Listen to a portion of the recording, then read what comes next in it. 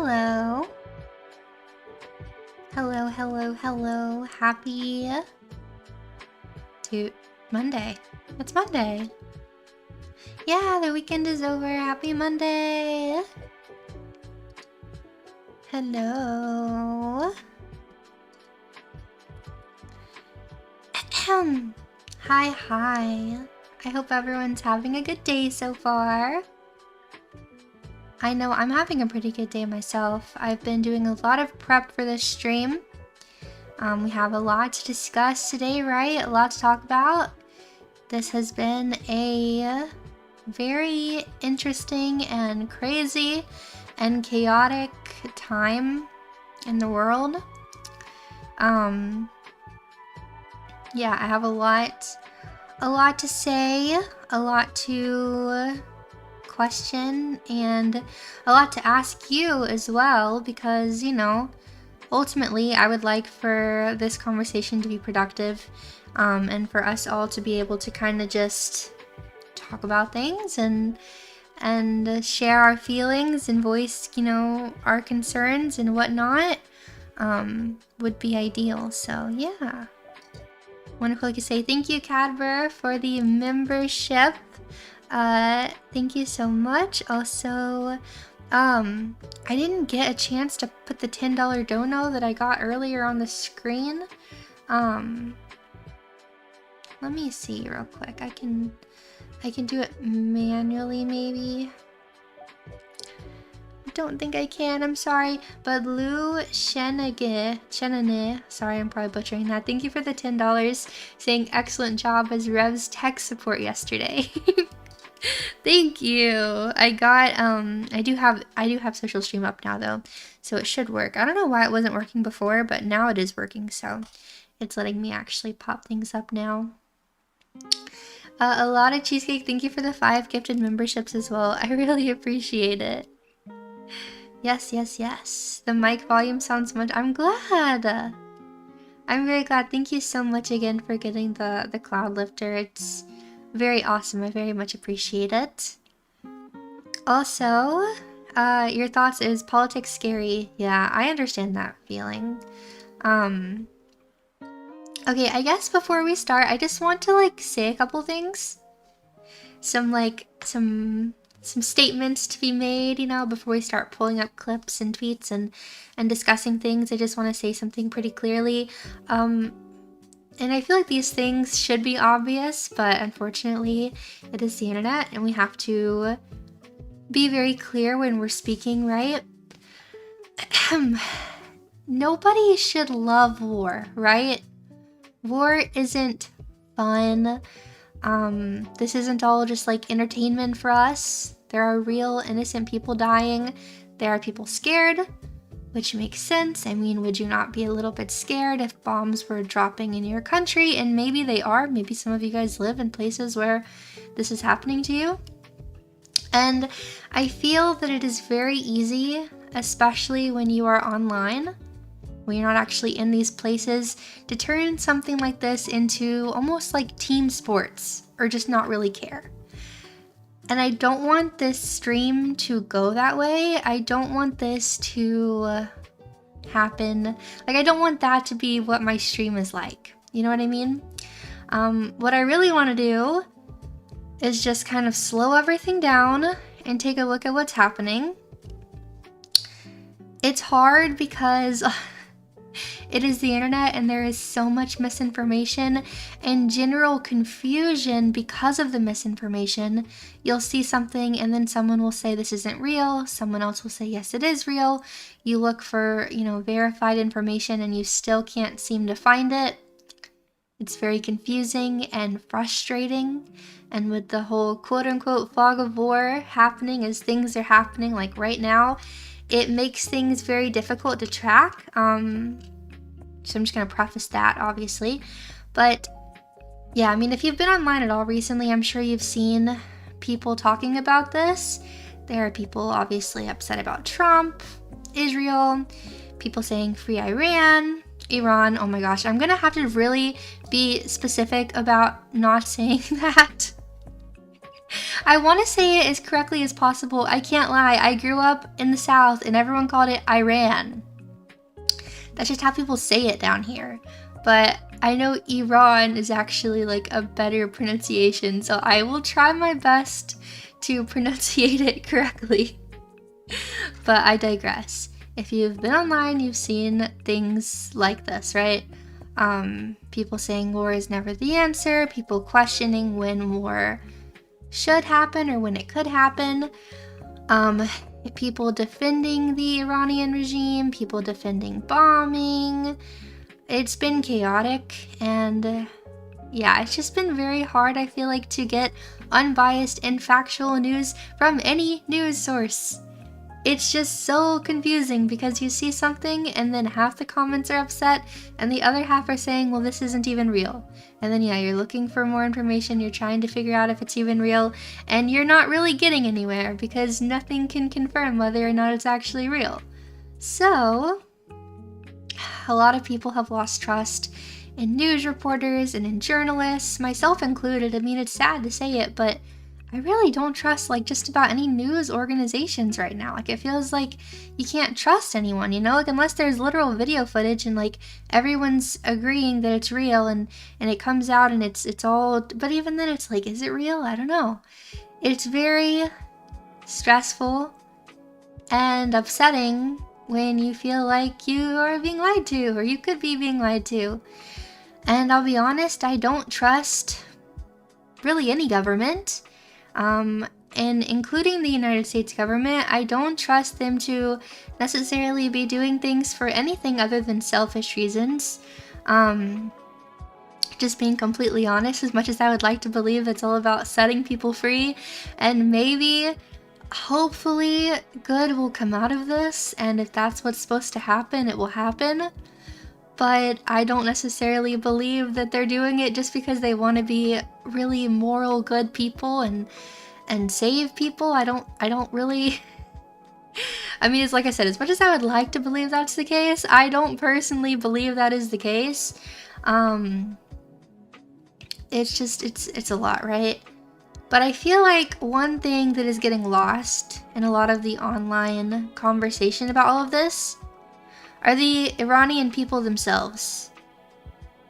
You know, for a long time now, actually a lot longer than I realized, I've done a lot of research over the last like 72-ish hours. I had no idea about a lot of this stuff, like the history of Iran. I had no idea about like how different it was like back in the 70s. I didn't know any of this stuff. And I've learned a lot already, and I'm going to share a lot of things with you guys so you guys can kind of see what I've seen and make your own decisions based on these things. But the people in Iran have been protesting their government for a while now. This is not new. Women are beaten, jailed, killed just for showing their hair. You are forced to wear a hijab. If you don't, it's illegal. I mean, women do it to protest, and obviously bad things have happened to some of the women, many of the women that have did that. Protesters disappearing and dead. You'll see some body bags in a video we'll watch later. People trying to identify their children. So a big warning before you watch this. This is gonna be kind of dramatic. There's gonna be some clips that are a bit, you know, upsetting. Not even a bit, very upsetting to watch. So just keep that in mind before proceeding with this video. And yeah, it's really sad. Thousands have been reported dead. I don't have exact numbers. The numbers have varied, but I mean, a lot of people have been killed in the crackdowns of these protests by the Iranian government. So it is very sad. And I want to be clear that this is all very sad. Which I feel like, again, should be obvious. The war is sad and all of this is sad and it's not good. But I just want to make that very clear. This is not like funny. This is not like ha ha ha. You know, this is serious. And of course, now that the United States has gotten more involved, Many people online have opinions, which I feel like it's fair to have opinions when your government gets involved with things like this. You know what I mean? And I understand the perspective of not wanting to get into more wars. War is scary, right? We see already like the retaliation that can happen. It's not fun, right? Nobody wants to deal with this stuff. My question, and it's something I think that we're going to think about a lot while we're looking at the things we look at today, is when does war become necessary? When is it necessary? And what are the other options if war isn't an option? You know, because it's a genuine question that I have. I don't think that war is great. It's not that I want war to happen. And do I even necessarily think that the US should be involved? I don't know. These are things that I hopefully, you know, maybe after stream today, maybe reading some of your comments, maybe, you know, learning more myself, maybe I can come to more of a decision myself. But it's hard, you know, it's difficult. There's a lot to consider, right? It's complex. So I want to look at this from many different angles. I really tried to research this as well as I could. I had even more sources. I mean, the tabs I have open right now are insane. I have so many tabs open. And I even actually, like, deleted a lot of them because I just couldn't show everything I wanted to show. I tried to narrow it down, but I really want us just to be able to, you know, get a good look at everything and then be able to come to our own conclusions. I want to think about, you know, what is life actually like in Iran, including for women? Why are some Iranians clearly calling for change? Why are people terrified of war? I mean, that seems pretty obvious, but we can talk about it. And when, if ever, is intervention justified? And why does it seem like some Americans only care about the death of Iranian people when the US or Israel gets involved? So, yeah, and I'm gonna say some things that might make some people uncomfortable. But there is a very big difference between living in a country where you can criticize your president on Twitter with zero consequences and living in a country where you can be imprisoned or killed for peacefully protesting. Peacefully. Not to mention the different types of things that people are protesting for there compared to somewhere like here. Doesn't mean that America's perfect. America is not perfect. But I think this perspective matters. So I want us to just look at all these sources. I want us to listen to the Iranian people themselves. I want us to look at the media, different narratives being discussed. And I want us to ask ourselves the very difficult question of when is war an avoidable catastrophe? Or when is it the only remaining path? If it is a remaining path. I don't know, but I would like to start out with the people who have experienced Iran for themselves. I think that's most important when talking about a war with a country, right? And yeah, ultimately, I don't think you really have to be completely in support one way or another. I think it's okay to have complex feelings about complex issues. You know what I mean? So yeah, we're gonna look at some stuff. So let's get ready. Let's do this.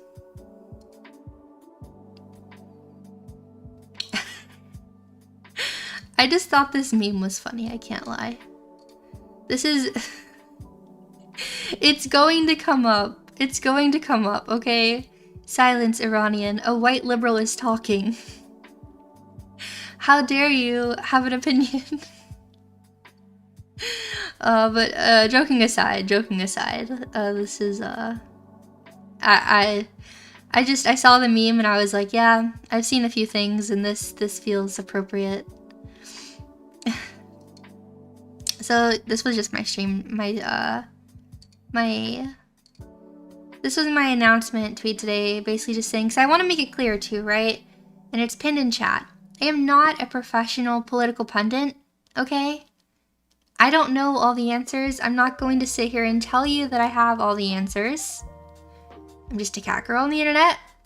with my own thoughts and questions. And I mean, everyone's talking about this. I've had some people warn me and say, Strawb, you don't want to talk about this. Don't talk about this. I want to talk about this. I feel like it's important. I want to talk about it. I've tried to be very intentional with all the things that I've kind of put together for today's stream. And I want to talk about it. I think it's important, so I'm going to talk about it. I understand, again, if someone doesn't want to watch, if this makes someone uncomfortable, you do not need to watch. But I am going to speak about this today, so this is what our stream is going to be about.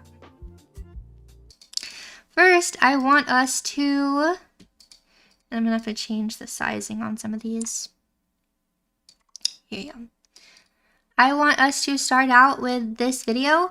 It's a short video talking about the history of women's rights in Iran. So I think this will give us a good kind of background information as to what it was like in Iran in the past, what it's like now, things like that. So let's take a little watch. This was Iran 40 years ago. I know it's hard to believe, but this is literally how we used to dress. This is Iran now. It's a very big difference already. You know, I honestly had no idea that it was so different in the 70s. I really didn't know. I mean, look, you can see this might, in the US, this might seem like a silly thing to point out, but like you can see all their hair, you can see the shoulders, like bare shoulders. I mean, it's quite different. It's quite different compared to this, right? You know? I mean, yeah, you can see their faces, that's great, but, you know, clearly a lot more covered up. You have to be covered up, right? In Iran, it's the law. You have to wear a hijab, it's the law. And, yeah, I don't think that's a good thing to dictate what people are allowed to wear when it comes to, like, covering themselves up this much. Obviously, we need decency laws, right? I don't want people being able to go out, like, nude in public, but... yeah, this is not great to me. This is Iran now.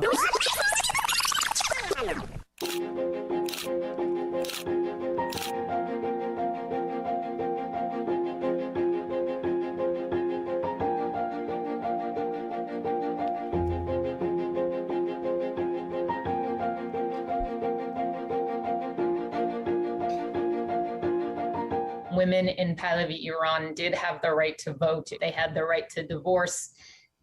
Women were in all fields as in terms of their careers. There was not really too many limitations.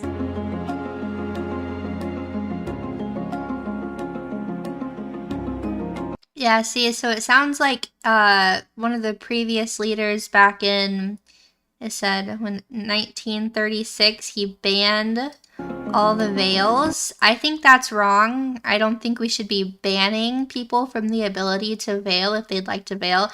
I mean, even Christians veil, right? I know it's not the same, not on the same level, but it is a thing that Christians do as well. And I just think, like, it should be a personal decision, right? I don't think that they should be outright banned, but also I don't think they should be enforced. I think people should have a right to dress how they wish, whether that's, you know, very modest, if that's what you want, if that's what you truly want to do, or if you wish to not wear a veil. I think that's totally okay, right? He, in essence, forces women to remove their headscarves by law and by force. And it was very traumatic and in the sense that society was not ready for it and people did not want that.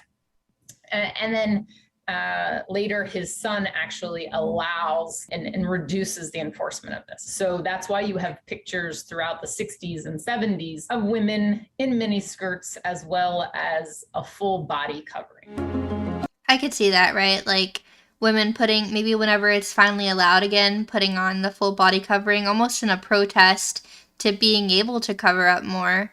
I could see that as well.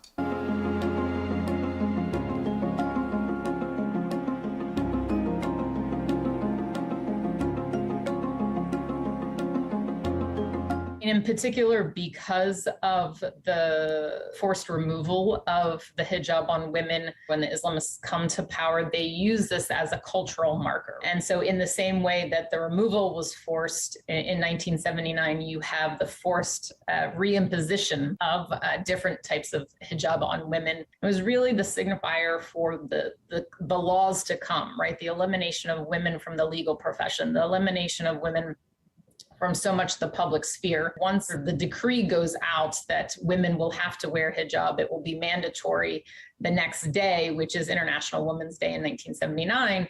You have tens of thousands of women who go out into the streets and they protest against this. The imposition of Islamic law here has started with an order to women to cover their heads in government offices. Many are furious. Only a minority in Tehran already follow the instruction. Look at all the people, all the women protesting. I mean, that's very powerful image in 79, because they came out and said you have to wear hijab. You cannot not cover your head. I mean, can you imagine in the US if it became law that you had to wear a hijab? Can you imagine how people would act? How people would, go in the streets and riot? Like, and it would be fair. But can you even imagine this happening? In government offices, many are furious. Only a minority in Tehran already follow the instruction. And I'd be so scared too, like I can't lie. I don't even know if I wouldn't just do it because I'd be afraid, you know what I mean? I mean, you can protest and then you could die because of it, it's scary.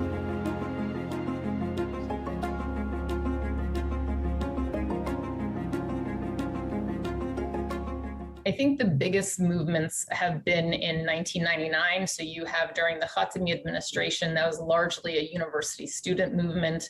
Men are the faces of that movement, but you have definitely the involvement of women. Women have been part of all of the protests that have occurred over the past 43 years and before. And then in 2009, a woman again became the face of the Green Movement. Neda Agha Sultan was murdered on film, on camera, and that was largely a political movement for reform.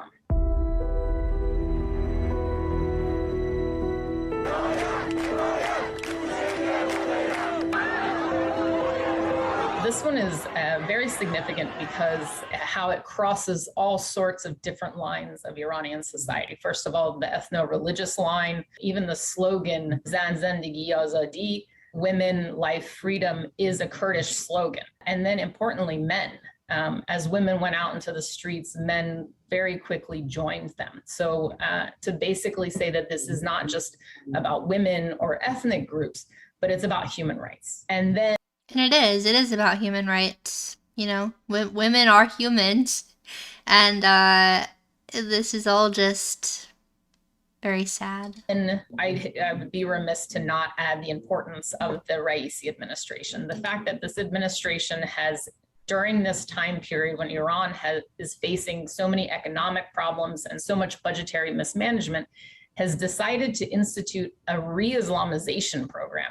All those members of Gen Z who can't get jobs, who can't get into the universities, they look and they see, is the government helping pay their bills? Is the government helping them get jobs? Is the government helping with the budget? No, the government is going after them for hijab.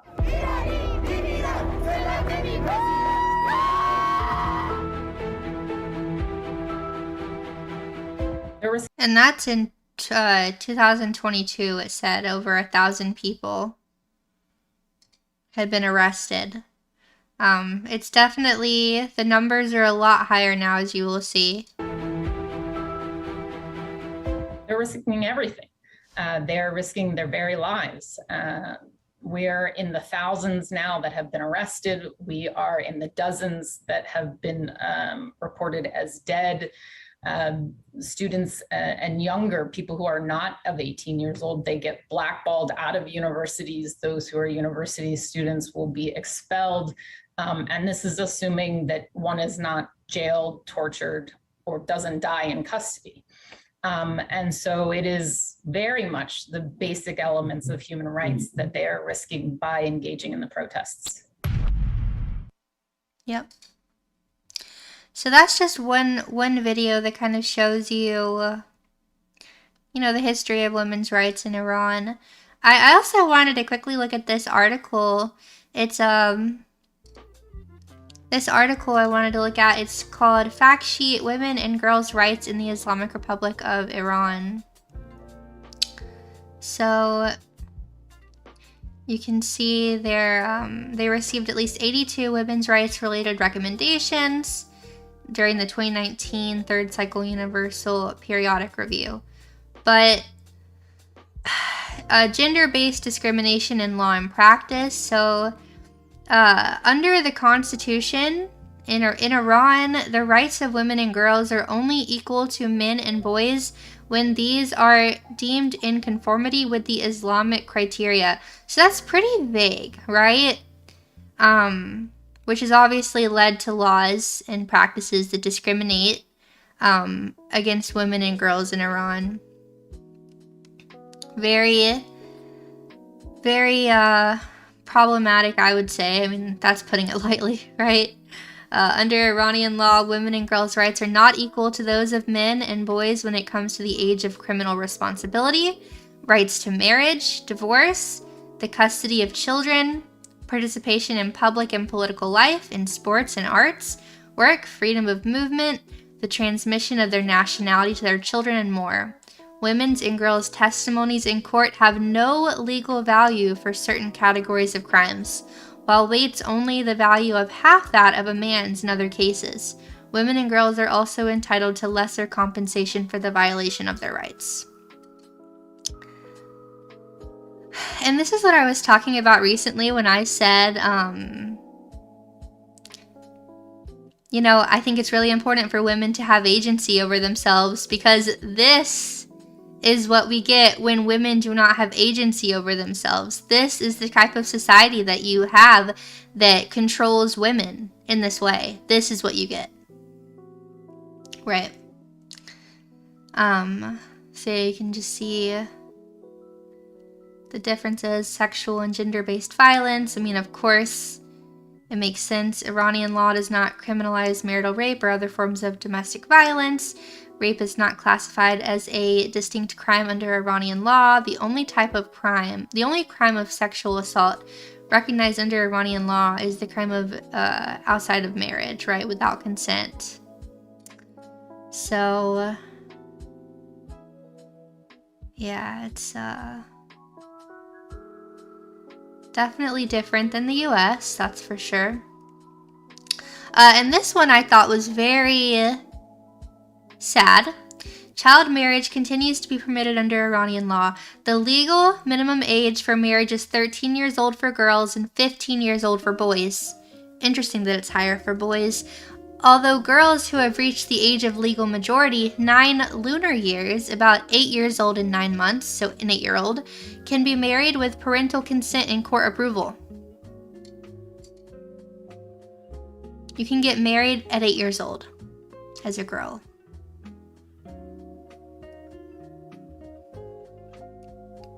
This is disgusting. As a result, 9 lunar year old married girls, let's just call them what they are, 8-year-olds, and older, are also subject to the laws governing women and girls' lives in marriage, including the obligation to fulfill the sexual needs of their husbands. I mean, it's sick. It is sick. Thank you, Tinley, for the $5. I followed an Iranian Canadian VTuber. She broke down when hearing about the attack. People smuggled Starlink into Iran to let the world know about protests. Yeah, from what I've heard, Iran has been, cutting off internet. This has happened many times now.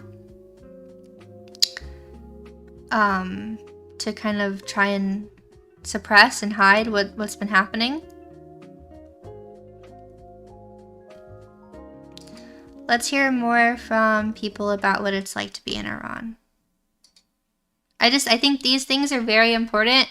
Knowing about the realities of what it's like in Iran is important before you start, making judgments, right? This is important to talk about.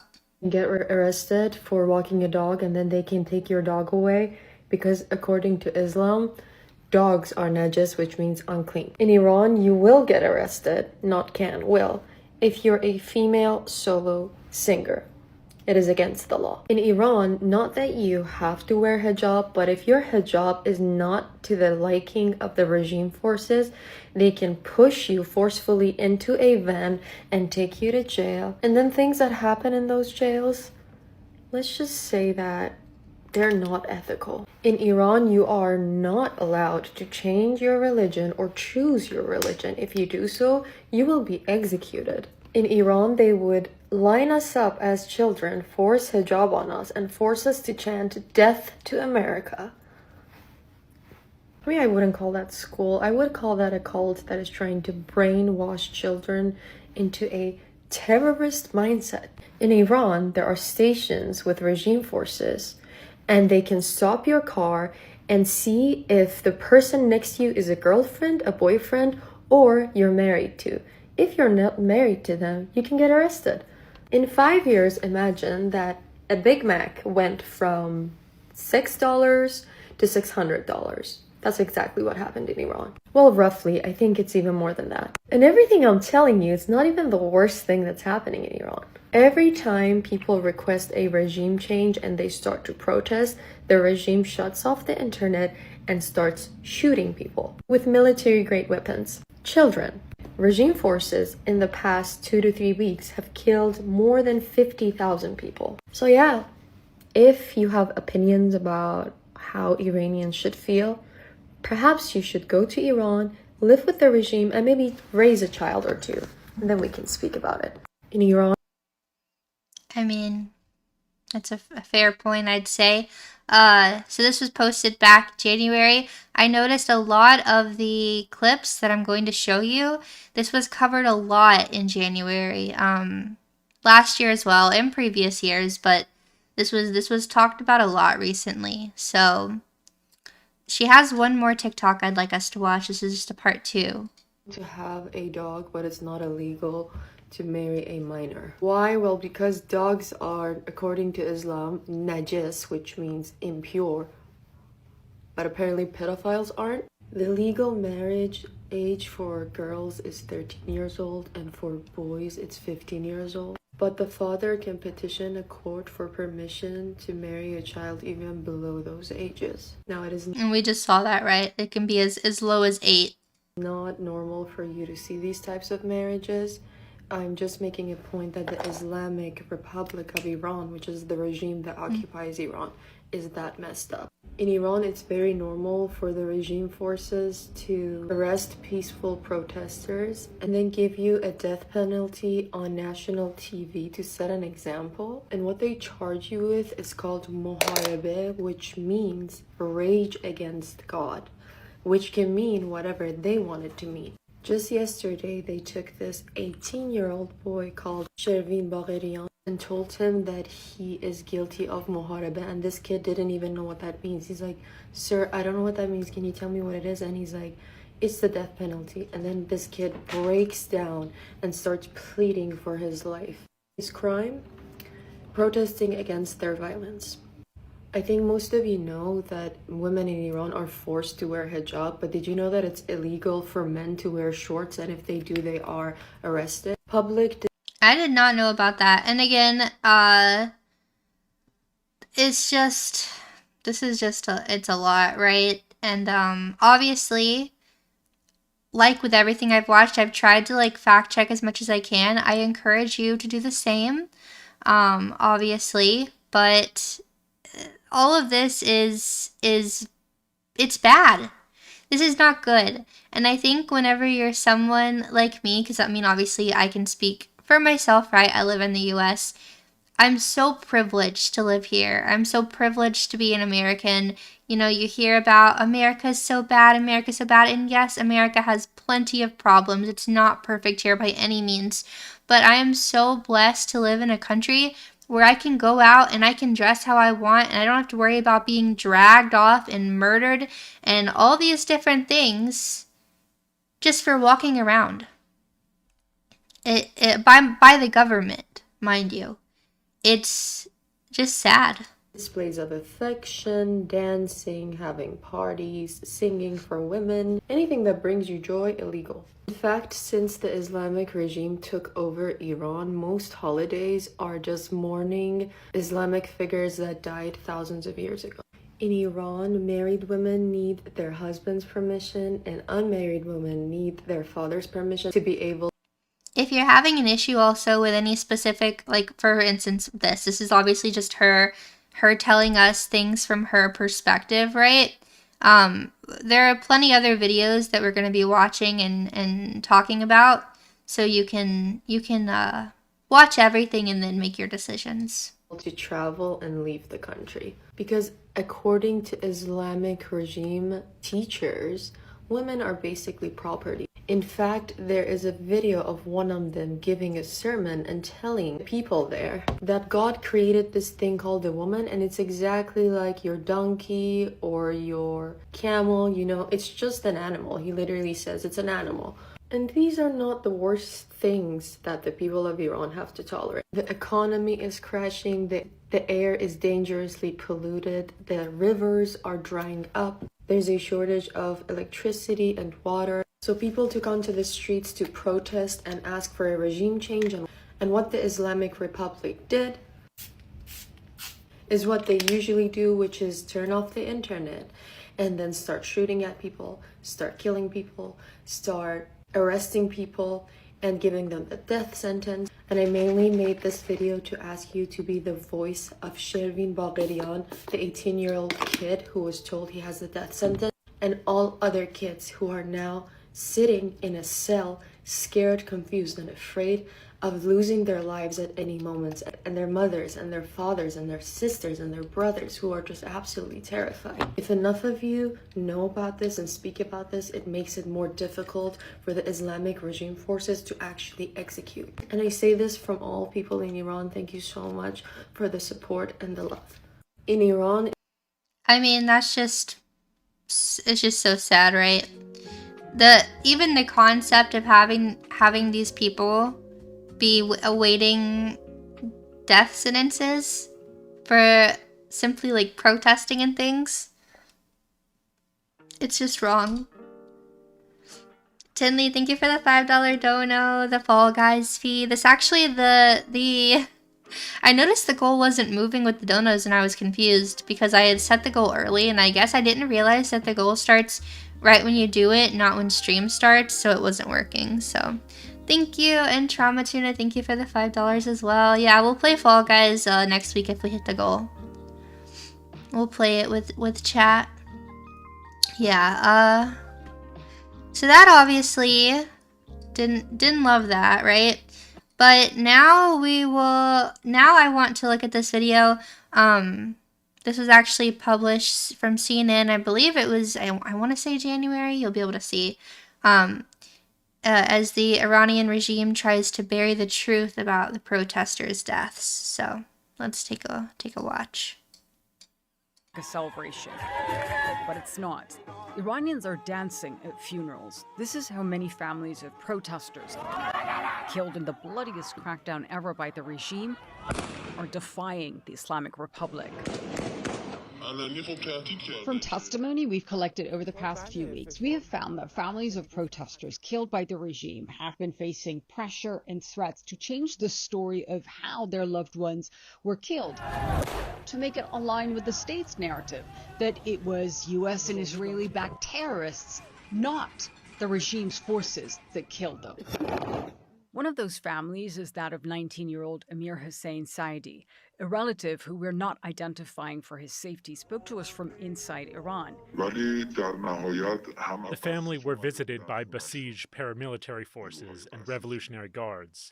They told the father he was talking too much because he had been saying that his son was shot in front of his eyes. He told us the family was threatened by authorities. The forces were present at their ceremonies. Basij members and others stayed nearby. They even went to their house and threatened them, saying, "We have to announce your child as a martyr, and you cannot speak anywhere. You must not say anything unless you want your other child's fate to be the same as this one." With the help of Iranian human rights... I mean, that's crazy. They can't even show their face in these situations. I mean, you know, just the fact that that he went out and dressed like that and gave this little comment is dangerous, you know? Unless you want your other child's fate to be the same as this one. With the help of Iranian human rights groups and activists, we also obtained text and audio messages from more than a dozen families. Look at all of these pictures. Like, look at all of these people that have died for protesting. Died for protesting this regime that is so... I'm gonna be honest, it's evil. It is evil. And it's just so sad. They spoke of being coerced into blaming the deaths of their loved ones on foreign-backed rioters, to label them as, quote, martyrs. For some, to say that the deaths were accidents. Many face threats and pressure to claim falsely that their loved ones were members of the volunteer Basij paramilitary force, which is affiliated with state security. Of course, intimidation by the Iranian regime is nothing new. But this time, human rights groups tell us it's a systematic campaign that appears aimed at controlling the narrative and concealing the scale of state violence. This may look like a celebration. So, yeah, there's one video. I also wanted to show this video. This one's hard to watch, I can't lie.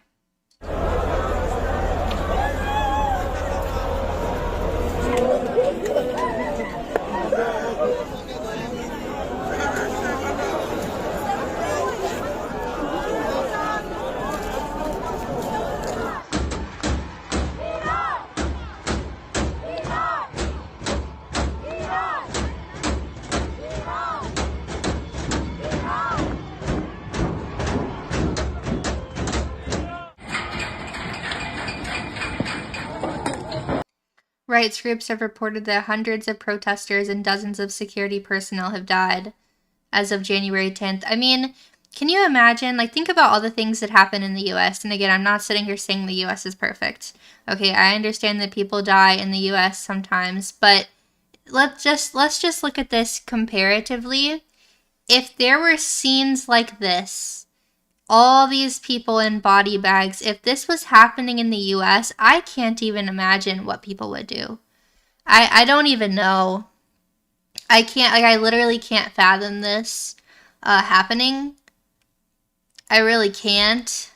It's actually insane. Yeah, I can't even, like, fathom this happening, to be honest with you. I can't.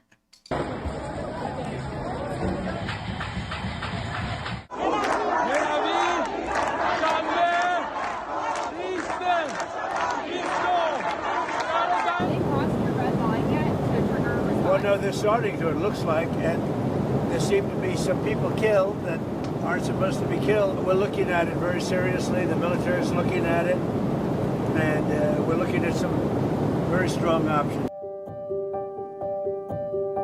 Iran's president pledged to address economic grievances, but vowed to not let rioters destabilize the country as of January 1st in Tehran.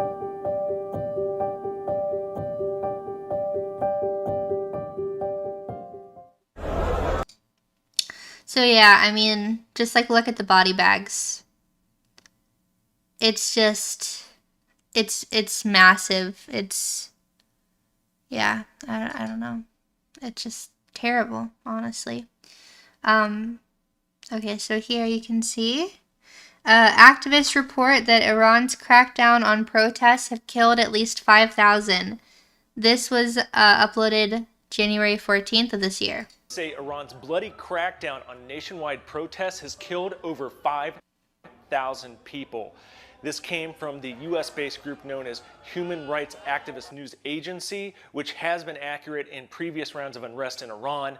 Iranian officials earlier this week said that over 3,000 had been killed, but Tehran has a history of either underreporting or not at all disclosing fatalities in rounds of unrest. The Associated Press has been unable to independently assess the death toll given the ongoing 2-week-long internet cutoff by authorities and disruptions to international phone calls into the Islamic Republic. Meanwhile, U.S. President Donald Trump is warning what he describes as an armada is coming towards the Middle East. He's likely referring to the U.S. aircraft carrier known as the Abraham Lincoln. It, along with other guided missile destroyers, are on their way to the region.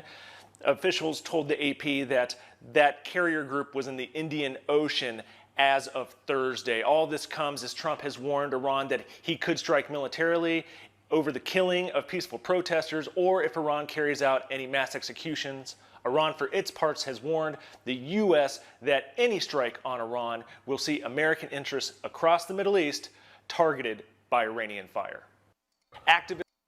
Okay. So, I mean, as you can see, these protest crackdowns are not hypothetical. They really have been happening. They've been happening for a while. Women's rights in Iran, I mean, the situation is not good. It's a very real situation. And I guess also this is when you can see the difference between like authoritarian repression, and then when we look at something like the US with our democracy, republic, however you want to describe it.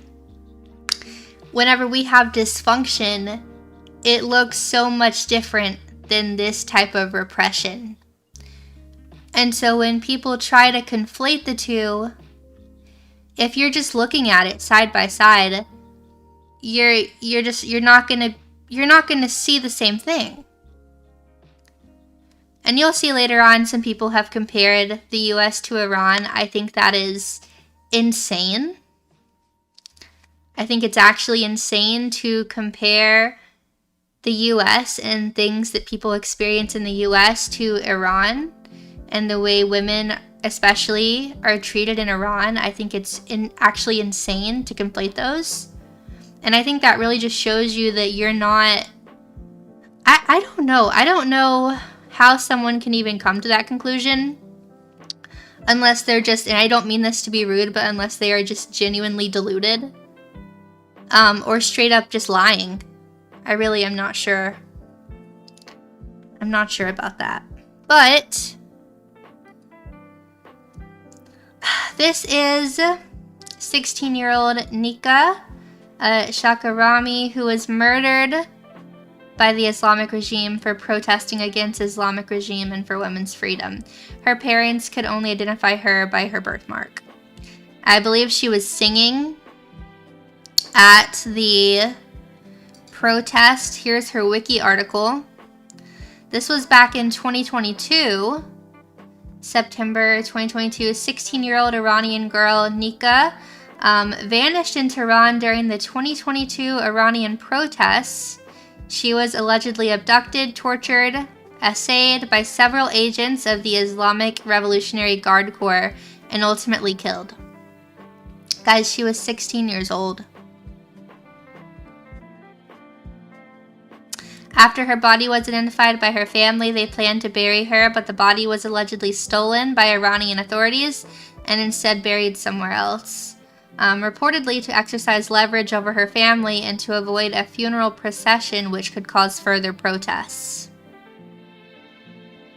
The Iranian authorities denied wrongdoing. They spread several contradictory stories regarding her fate and allegedly coerced some of her family members to support these narratives. Her death and the attempts of government suppression regarding information on her fate was widely publicized in international media and further fanned the ongoing protests. Her official cause of death by Islamic Republic was later described as a blunt force trauma.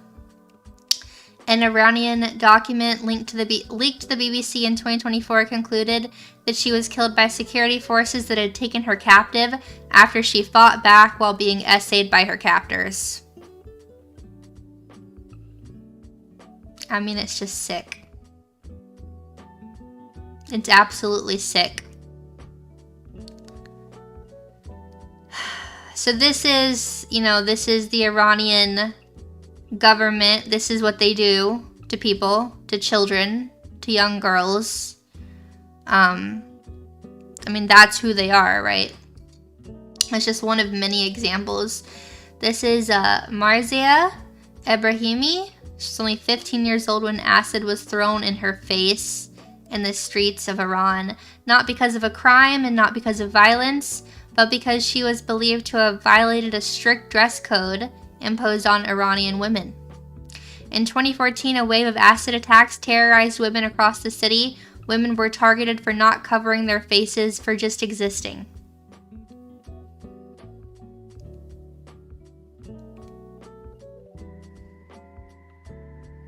It's sick.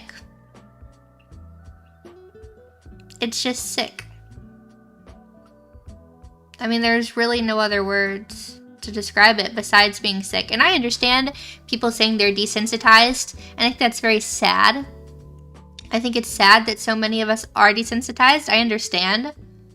I, too, to a certain degree, in certain ways, am desensitized to, like, things like this. But I can still recognize when something is wrong, right? When something is sad, when something is disgusting, when something is evil. It's horrific. And of course, you're desensitized to seeing it on the internet, right? I think if this happened right in front of you, you would not be desensitized to it. If this happened to someone you knew, you would not be desensitized to it. It's very different than seeing something on the internet.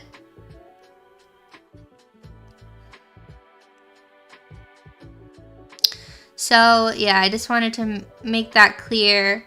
So now that we understand kind of what people are protesting against, why so many people just in Iran have been protesting against this regime, I want us to take a look at some of the protests themselves.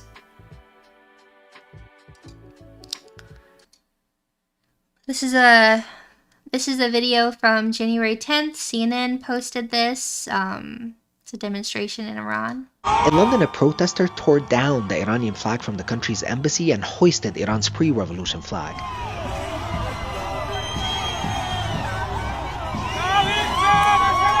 The pre-revolution flag features a lion and sun symbol in the middle. This flag is popular among some in the Iranian diaspora who oppose the country's current regime. And you can see this is a flag that a lot of people have been kind of flying around during all the current things happening. Since Iran's revolution in 1979, the flag of the Islamic Republic has featured a stylized tulip with the phrase Allahu Akbar along the flag's stripes. London's Metropolitan Police say 2 people have been arrested. One for alleged aggravated trespass and assault on an emergency worker, and the other was for alleged aggravated trespass. The anti-government protests are the most widespread to take place in Iran in years. Dozens of people have died and thousands have been arrested in the past 2 weeks of protests, according to a US-based human rights group. Officials have imposed an internet blackout, but one Tehran resident told CNN protests have continued.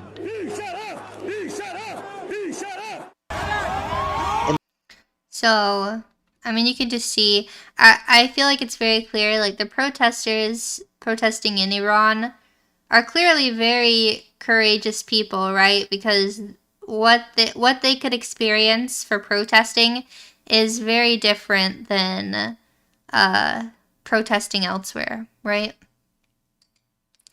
This went viral a while ago and it's going viral again. It's a woman, an Iranian woman, burning their leader, that's the Ayatollah leader's portrait, and then lighting a cigarette with it.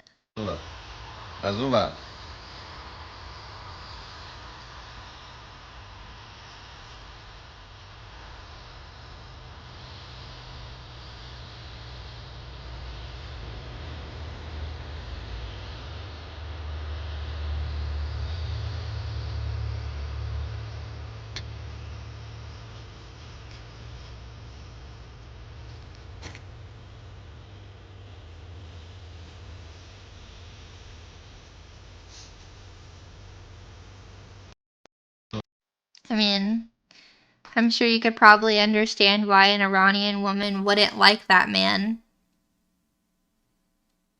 I can understand why. So, yeah. Also, I want to make it clear, you know, obviously not all Iranians agree the society is divided a bit, because of course regime loyalists exist, right? There are people who are loyal to the regime, they believe in the regime, and they want it to exist. And there's also obviously the risk of being killed, being imprisoned, being essayed, all these different things if you do protest. So I'm sure there's a lot of fear that plays into it as well. But now we can kind of see what's happening right now in terms of the US's involvement. This is a clip, just briefly. We're not going to watch all of this. Just kind of discussing Ayatollah was killed. So. And tonight at 6, we continue to follow big breaking news out of the Middle East. President Trump has just confirmed that Iran's supreme leader, Ayatollah Ali Khamenei, is dead after the U.S. and Israel attacked Iran overnight. Now, President Trump said the operation, which was titled Epic Fury, aimed to eliminate the country's nuclear program, devastate its military, and bring about regime change in its government. On social media just over an hour ago, the president called Iran's supreme leader one of the most evil people in history. He said bombing will continue uninterrupted throughout the week or as long as necessary to achieve peace in the Middle East and the world. President Trump also... See, and the biggest issue is there's never going to be peace in the Middle East. As much as I hate to say that, and I do think maybe there can be periods of peace or peace in certain areas, and I want that and I hope for that. I mean, I think if you look biblically, you know, it's very clear it's never going to be truly peaceful in the Middle East. There's a reason why the Middle East is the way it is and continues to be the way it is, despite intervention and things like that. In the Bible, it literally says, do not be alarmed when you hear of wars and rumors of wars. Do not be alarmed, for these things are going to happen. These things have to happen. There won't be peace until Christ is returned. That's just the truth. It's never going to be peace on earth until Christ returns and brings in a new earth and a new heaven and all of those things. It's never going to be peaceful. Of course, I'm not here to say that nothing could ever be better, right? I'm not going to say that. But there's never going to be true peace until Christ returns. So that's all I want to watch of that clip. I want us to see some more of the Iranians, people celebrating what happened to the Ayatollah, and hear a little more from them. Just a bit earlier, we showed you video from Tehran where, after the death of tens of thousands of protesters in just the past few months, there was joy at reports that the Ayatollah is now dead. And we are seeing much the same among Iranian Americans here at home. Let's check in with CBS correspondent Carter Evans in Los Angeles tonight. Celebration in the streets of L.A. as word spread that Iran's supreme leader was killed in the attack. More than 200,000 Iranians live in California. Many fled the regime that ruled there for 47 years, and they welcome change. United States and Israel, they are there to change the regime. Events reached a tipping point after the Iranian crackdown on protesters last month that killed thousands. Iranians here demanded the U.S. government take military action. We want to say thank you to President Trump. This is the only person to support us in the last 50 years. Every single people in Iran knew that the only way that this regime is going to go away is that to attack them. For the first... I mean, and this does bring me back to the question of, you know, and I don't think I'm going to end this stream by having a hard, solid opinion on whether or not war is good, right? Because again, I don't necessarily think war is good, but I do have to wonder if you know, nobody ever intervenes, and obviously we don't know what's going to happen, right? We can hope that good will come out of this. We should all hope and pray for that. But if nobody was to intervene ever, would they ever be able to get freedom? Would it just keep going like this and keep getting worse? I mean, genuinely, I'm asking because I don't see, you know, and I was looking into, you know, biblically, because obviously that's important to me, and, you know, the Bible, everything's so complex, right? And similarly with the Bible, I feel like it presents a pretty complex view of war. Like, it's a consequence of human sin, but at the same time, it seems like it might acknowledge that war could be necessary, or not even might, it feels like it does, to establish justice or defend the innocent. So, it's so complicated because you have to wonder, like, the intentions behind why people are doing what they're doing, because like I said earlier, I don't necessarily trust that the government, the US government or Israel or anything like that is doing anything that's not a selfish interest, right? I don't really think that there are, and this is like a black pill, right? But I don't really think there are any governments that just do things purely to help people. I mean, maybe, but like, it's just kind of hard to believe that anyone would do anything if it didn't have some kind of personal interest in the matter. I just don't believe that. I think that the leaders of all the countries are just too selfish and too, and just focused on their own countries, which is understandable, right? But I just have a hard time believing this was purely to free the Iranian people. I don't believe that. And I don't think anyone's going to convince me that that's why they did this. But at the same time, like I said, I do have to question what the alternative is. And while I understand that war is obviously bad and people will die, like innocent people will die. Innocent people were already dying, They were dying at the hands of the Iranian regime, but now innocent people are also dying because of this war. And I guess you have to ask yourself if it's worth it, if at the end they're able to have a regime change and things are able to change, but again, it's all it's a big gamble, right? We really don't know what's going to happen until it happens. And I don't know. And maybe this isn't the answer that you're looking for from my stream. Like, maybe you were hoping that I would have a really rock solid, hard opinion on this. But I just feel like it's complicated. I feel like it's complex. I don't love war. I mean, again, like, how many times can I say that? I don't love the US necessarily involving itself in certain places. However, like, from like a sense of justice, I want to see things like these protest crackdowns and people dying and women being forced to cover up and getting essayed and getting murdered and all of these things. I don't want that to happen. But how do we stop it, It's all so difficult and just sad.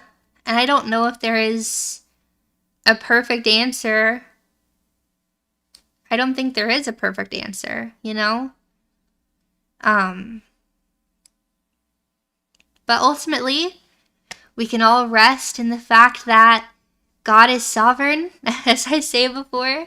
God is sovereign, and whatever is supposed to happen will happen according to his plan, even if it's difficult, even if things hurt, even if things are uncomfortable. We can rest in knowing that he is in control and that everything that's supposed to happen will happen, and that he is a good God, and he is a just God, and he is a merciful God, and that everything is going to work out in the end according to his will, for the glory of him. So that's always something to just try to rest in, even when we do see things and we can't fully understand, or, I feel like it's so like tempting. Is that the right word? Or I feel like I have such a desire sometimes to have a really strong opinion on something and to like feel really, really, in one position. But I think sometimes it's okay to be confused or conflicted. It's okay, I think, for things to be complex and things to be hard and difficult. You know, because at the end of the day, I could have whatever opinion I'm going to have. What am I going to do? You know what I mean? I'm not saying like people don't have any influence over anything, but you know, I can't change what's happened. I can't, you know, prevent a war by myself. You know what I mean? So it's like, and at the end of the day, like I said, whatever is supposed to happen will happen according to God's will. And I really do believe that. Even when things are heartbreaking, honestly, and I can't quite understand exactly why certain things happen, but I have to just trust that He knows what's best. He knows better than me. And maybe right now I can't see it, but maybe one day it will be revealed to us, right? So yeah, it is very, very hard, very confusing. And war, obviously, like I said, I mean, I can't stress it enough. War is not fun. War is not great. War is not awesome. I don't think anyone should want to go to war. No one should love war. But I do question when maybe sometimes it is necessary. And if it's not necessary, well, what is the alternative? And whether or not the U.S. had pure intentions, because again, I mean, I don't think they did, but even if they didn't have pure intentions, is the result going to be worth it? I don't know. I guess we're going to find out, right? What happens, because the truth is, we just don't know what's going to happen. So, you can see people, like I said, people are clearly happy. A lot of people are happy. Iranian Americans are happy. I've heard people in Iran are happy. You know, I've seen Iranian Americans talking about their family members that are back in Iran, saying that they're happy. But I'm sure people are also terrified, right? I mean, whether you're in Iran, whether you're in a surrounding country that is getting, you know, counterattacks in different places, like, I'm sure it's also terrifying. People aren't just super excited and happy in these places. It's a lot easier to be like just totally excited if you live in the US and like we don't really have a fear of bombs dropping anywhere around us. Like, praise God, I don't fear that. But I mean, I'm sure living somewhere like this, it's scary. It is scary, you know. This is the death of Iranian Supreme Leader brings Londoners to streets to celebrate. So it's very similar. This was posted by Forbes.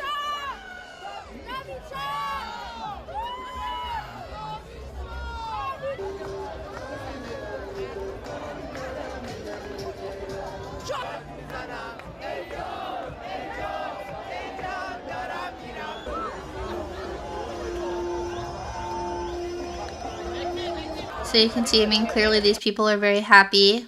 Someone said, I believe God can use Trump and his administration even if they're acting selfishly. Oh, for sure. Yeah, God can use anything, right? Like, just because someone is acting in selfish ways doesn't mean God cannot use it. By any means, God can most definitely use people who act in selfish ways. And again, like I said, like, maybe, hopefully, I pray that good will come out of this, because why would you want good to not come out of this, you know? I mean, I pray that the Iranian people are freer than they've ever been. I pray that things change for the best for them. I pray that there's no more death and destruction. We should all be praying for these things, because, I mean, who wants to see death and destruction, right? It's just not good. Then you see things like this on Twitter. This person had said, this one went pretty viral, 2.4 million views. Hey guys, as someone with a decent following here, I feel like it's my responsibility to use my platform to spread awareness and try to help those in need. I stand with Iran wholeheartedly. The billionaires who kill, eat, and children are not those to be sided with or to be sympathetic to. If you would all align with them, I do not want you following me. This is a time for resistance. America and Israel are once again exploiting their power to try and wipe another country from the Arab world, and it's disgusting. Free Palestine and free Iran. I mean, I have multiple feelings. Like, first of all, I just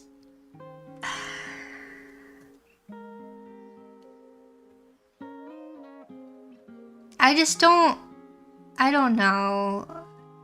Because again, it's like whether or not America or Israel have exploited their power. I mean, I think that's clear that they exploit their power a lot, probably.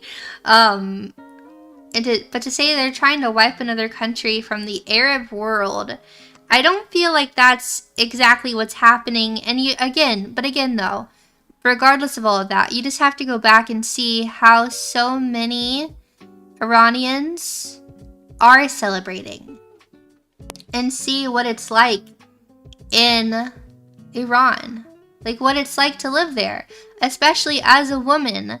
And you see them say like free Iran, but what does that mean? Because like free Iran from like the perspective of the Iranian regime is like good, which they did clarify down here. They don't stand with any government.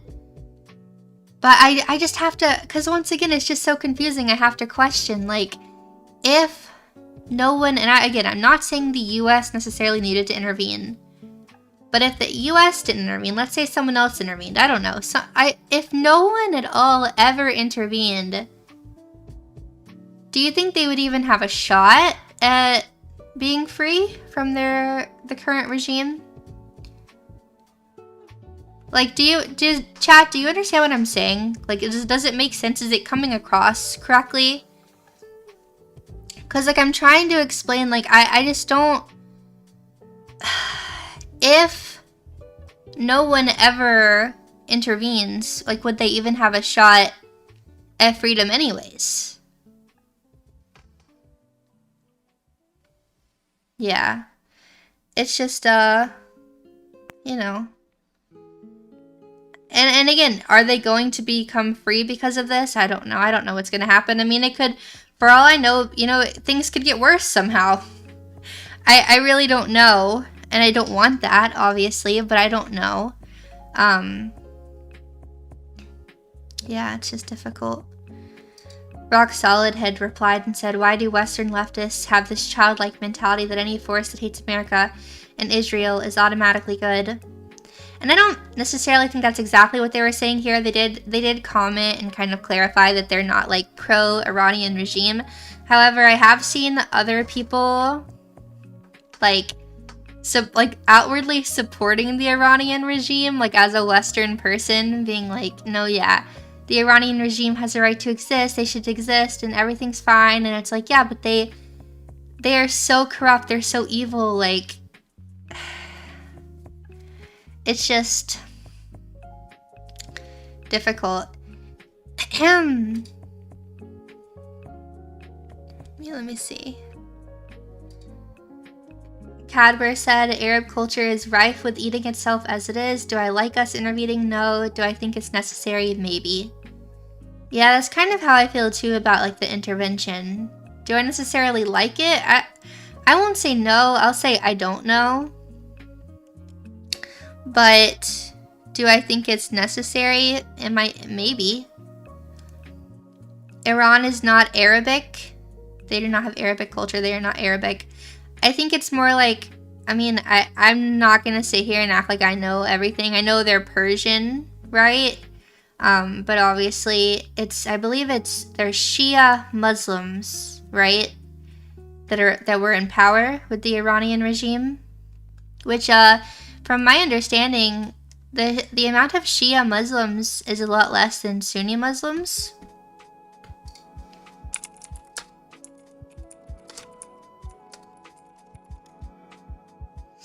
Yeah, in power. Because the Iranian regime, yeah, let me pull it up. The Iranian regime established after the 1979 revolution is a theocracy based on Islam, with 90 to 95% of the population identifying as Shia. So, which again, Shia is it's the minority of Muslims, I believe. Excuse me. And the differences between Shia and Sunni, I believe, just date back to who they believe should be in control.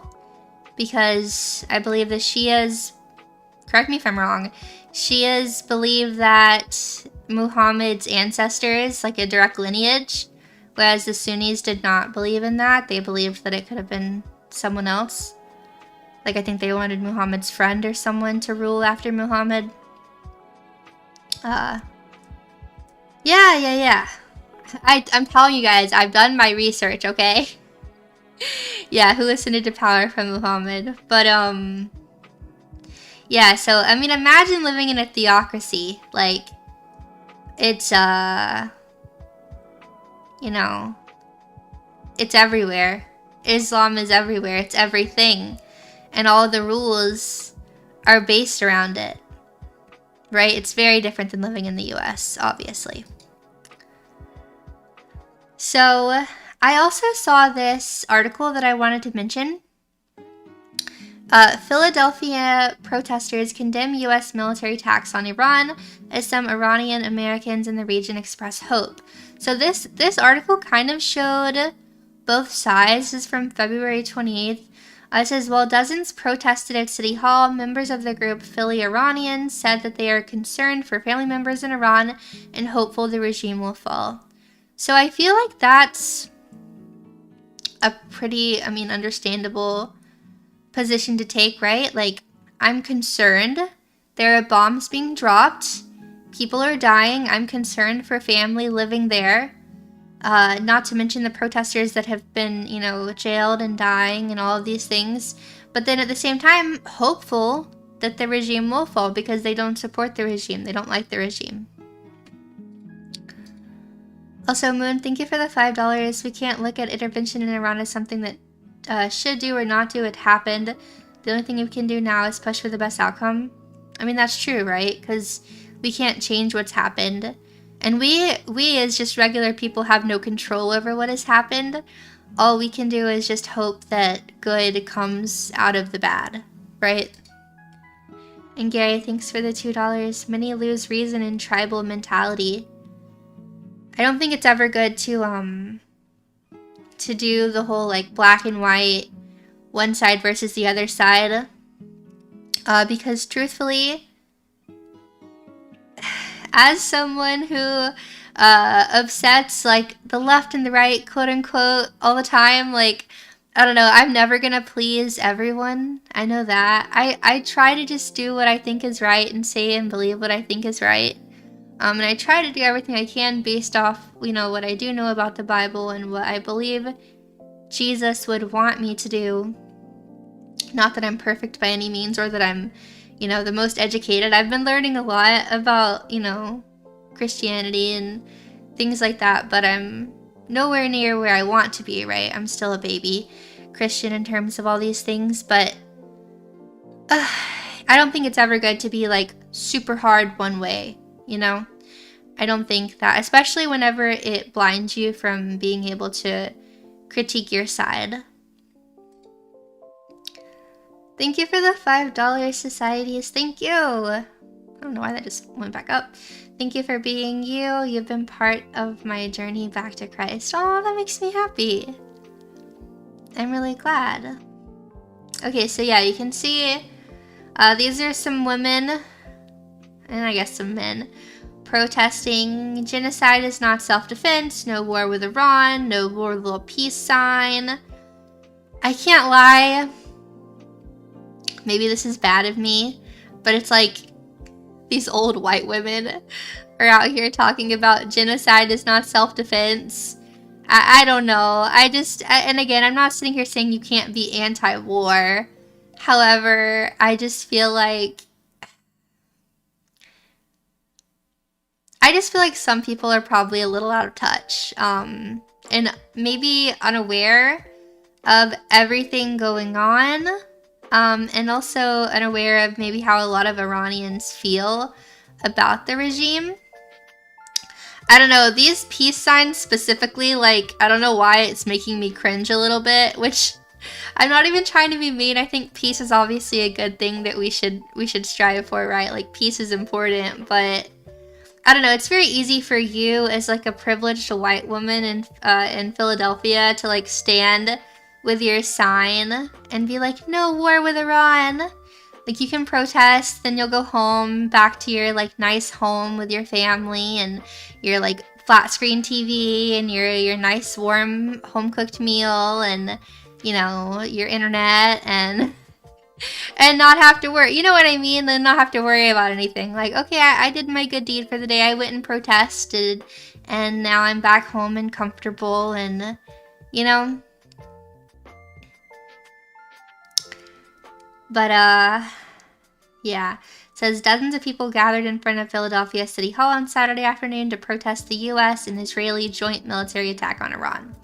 This is horrific, said David E. Gibson, the co-director of Peace, Justice, Sustainability Now. Okay. War is never good. There are other ways we can prevent Iran and other countries from getting nuclear weapons.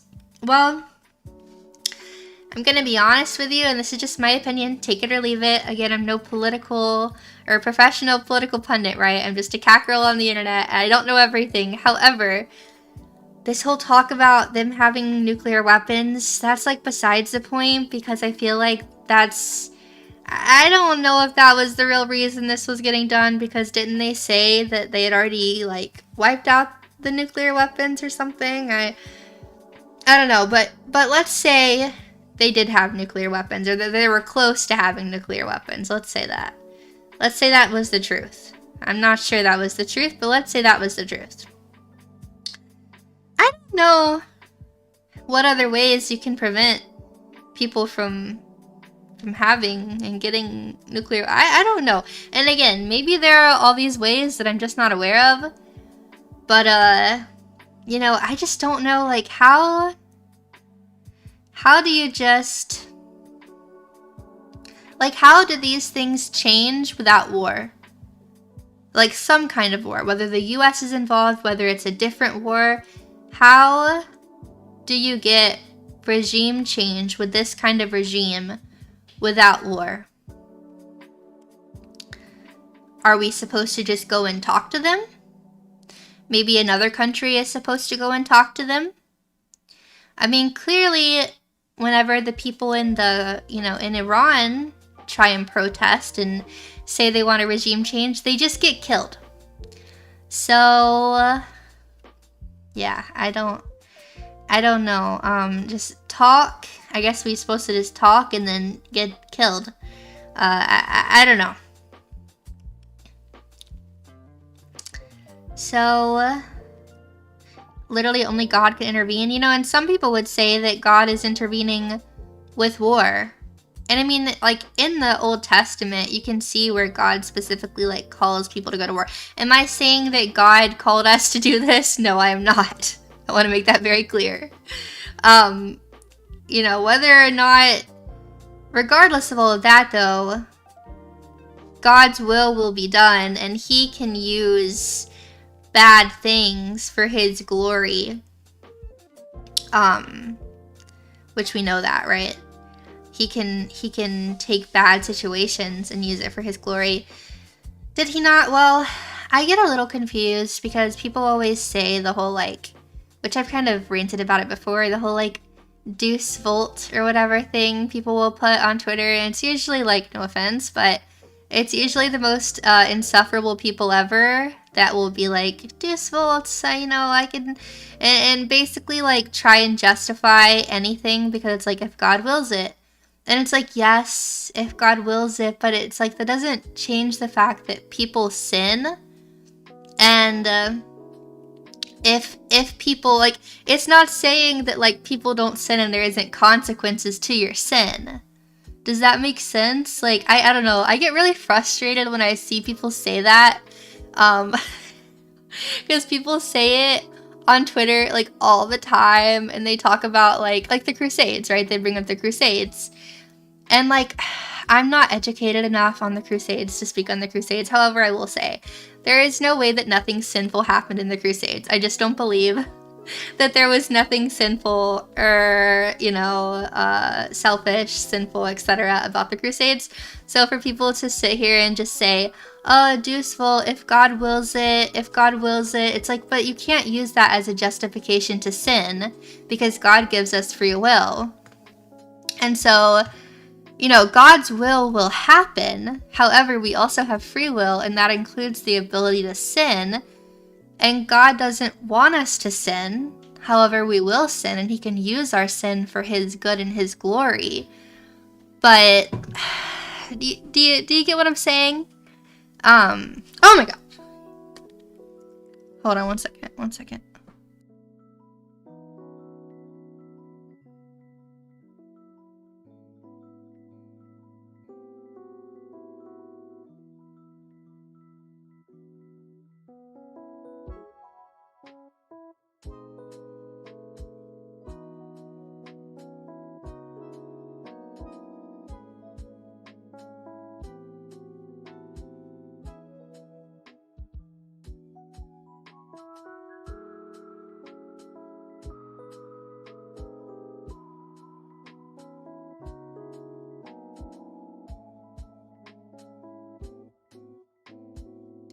Sorry guys,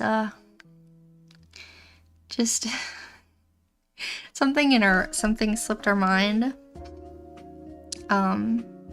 Is something he was supposed to go do, and he didn't go do it, and he just realized he was supposed to be somewhere and he's not there, and now he's trying to figure out what he's gonna do.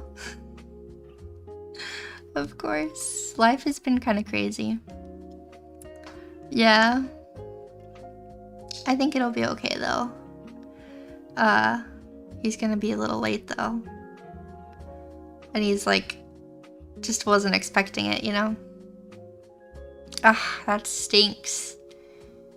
Sorry, it like really threw me off. Hold on, I'm gonna pause and go to make sure he's okay. Give me like a couple minutes, okay? I'll be right back and we'll continue talking about this.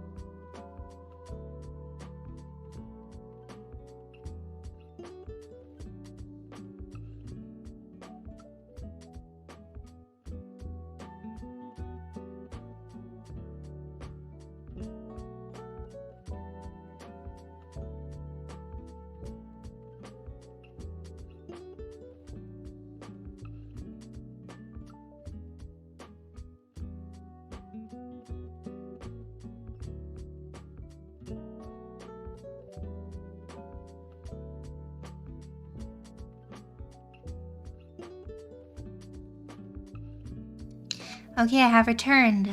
Sorry, chat. That was like hectic. That was very hectic, oh my goodness. But everything's good, don't worry. He just forgot about his, just an important appointment he was gonna go to. And he completely forgot, and then he got a text saying like, hey, are you ready for this appointment? And he was like, what? But he's on his way now, so that's good. Oh no, it's just like a physical, like a regular physical with the doctor, but I mean still, you know, it's like, because if you're late, then you have to worry about, I feel like I just heard something weird, hold on.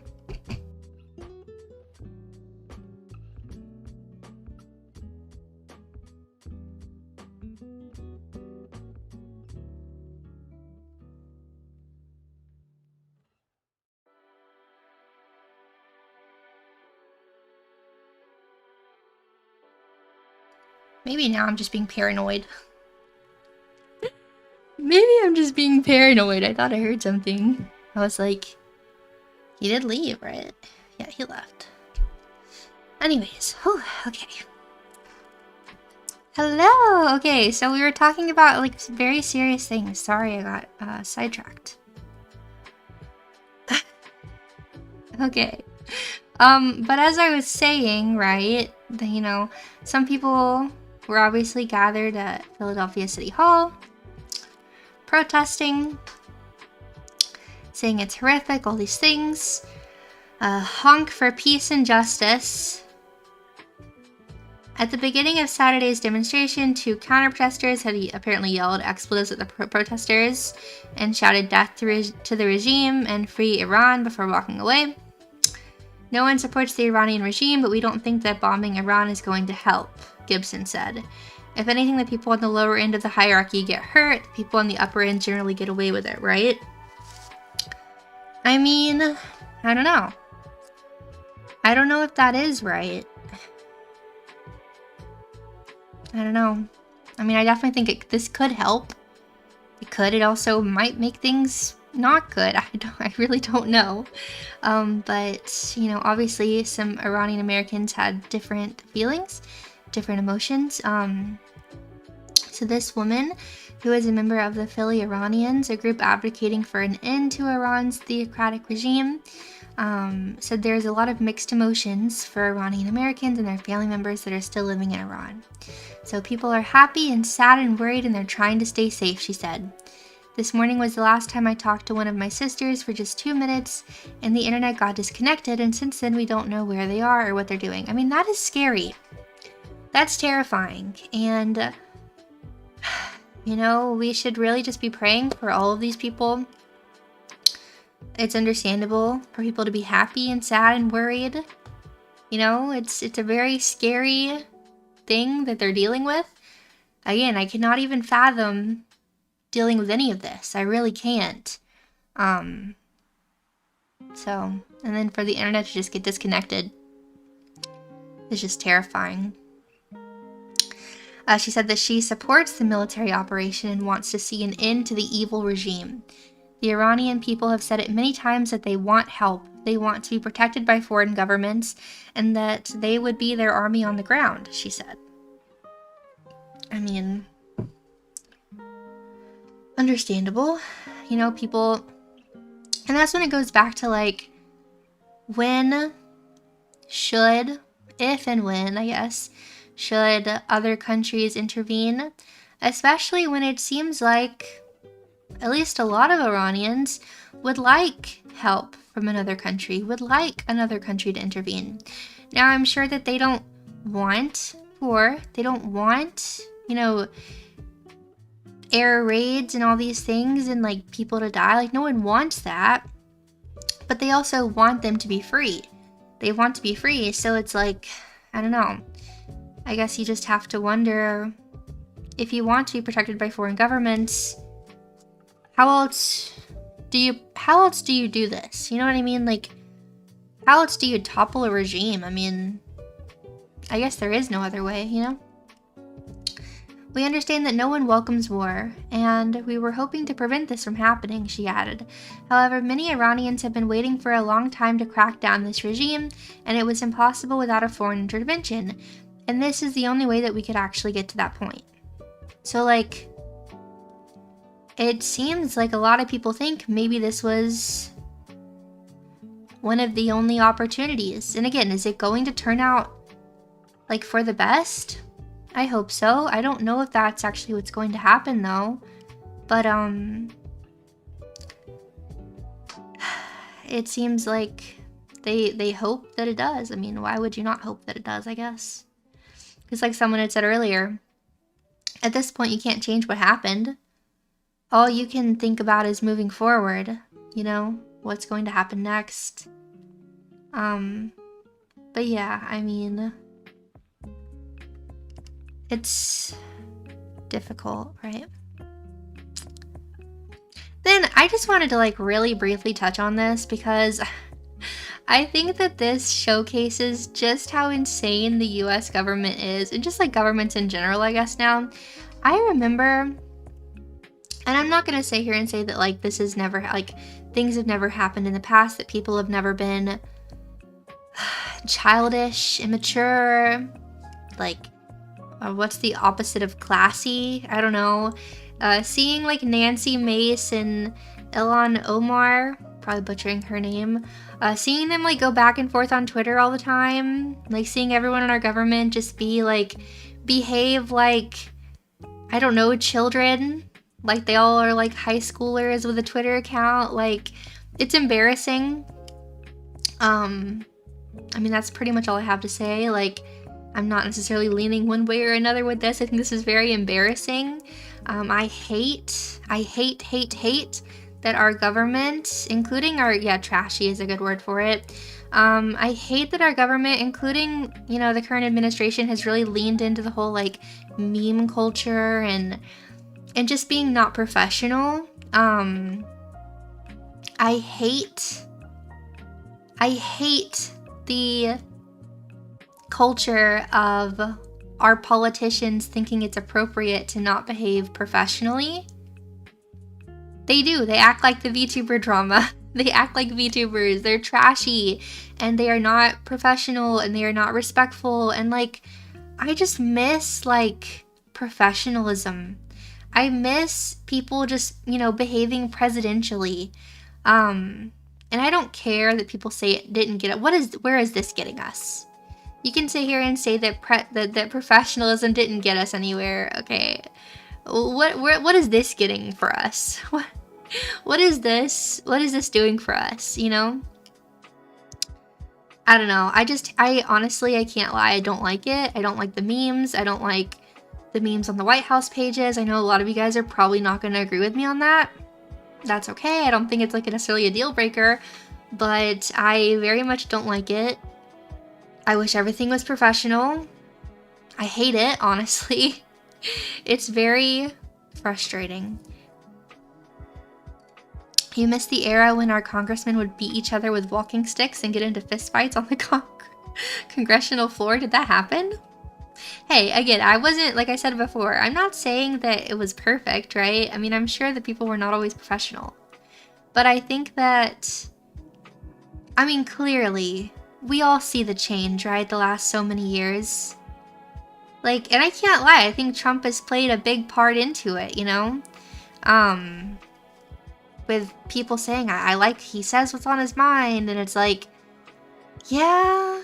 And I get the appeal to a certain extent, and I understand not wanting someone that just like, I guess isn't honest, although I don't know if we can necessarily call him honest. I mean, he is honest at times, clearly. He says what he's thinking is a little too honest, I guess, at certain times, but I don't know. I hate it. I can't lie. This is like my little soapbox for the stream, but I very much dislike the unprofessionalism that is seen. I mean, you really, everywhere you look in our government now, it's like this, and I think because it's become acceptable, it just gets worse, and it gets worse, and it gets worse, and it's very, I mean, it's just frustrating to me, honestly. One congressman was caned at one point. I forgot who. Yeah, I'm not familiar with that, Gary. Thank you for the $5. I appreciate it. Unfiltered is the better word. Yeah, he is certainly unfiltered, right? I miss the lack of dignity. Yeah, I miss that. I miss people just, I don't know. Just basic respect. I don't know, man. You're weak, thus why you don't understand meme culture, Strawb. Yeah, I mean, if it makes me weak, then so be it. I really don't care. I don't like it. I don't. And also, like, I don't know, for all the memes that, the White House is currently putting out, I mean, can you imagine, like, if, like, Biden's admin was making memes? Like, it goes both ways, too. I don't know. I just think all the memes are so cringe, honestly. And at times offensive. But yeah, this, it's just embarrassing. Like, you know, she's gonna say, my heart goes out to them tonight because he died, so clearly they're, like, upset. And then she's just like, I hope you aren't drunk because, you know, clearly you've been told to not drink, so I pray that you find peace. It's like, you guys are like, it's like high school drama. Like, it's so embarrassing. You guys act like children and you're grown women that are literally representing our nation, and it's just embarrassing.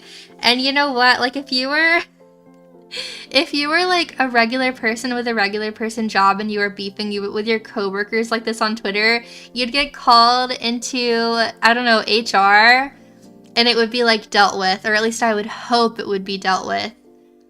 But you just, you know, you just have important positions in office and you're just fine. It's just, I guess I really can't think of a better word to say other than it's embarrassing. It's just embarrassing. I am embarrassed. And, yeah, that's all I have to say about that. Obviously I'm gonna have to talk about this, right? It says, breaking, the US and Israel murdered 57. I mean, the numbers are kind of all over the place. Elementary school girls this morning, and then someone says this is effing sick, F anyone who played a part in this. And I mean, you'll see, like, the backpacks, right?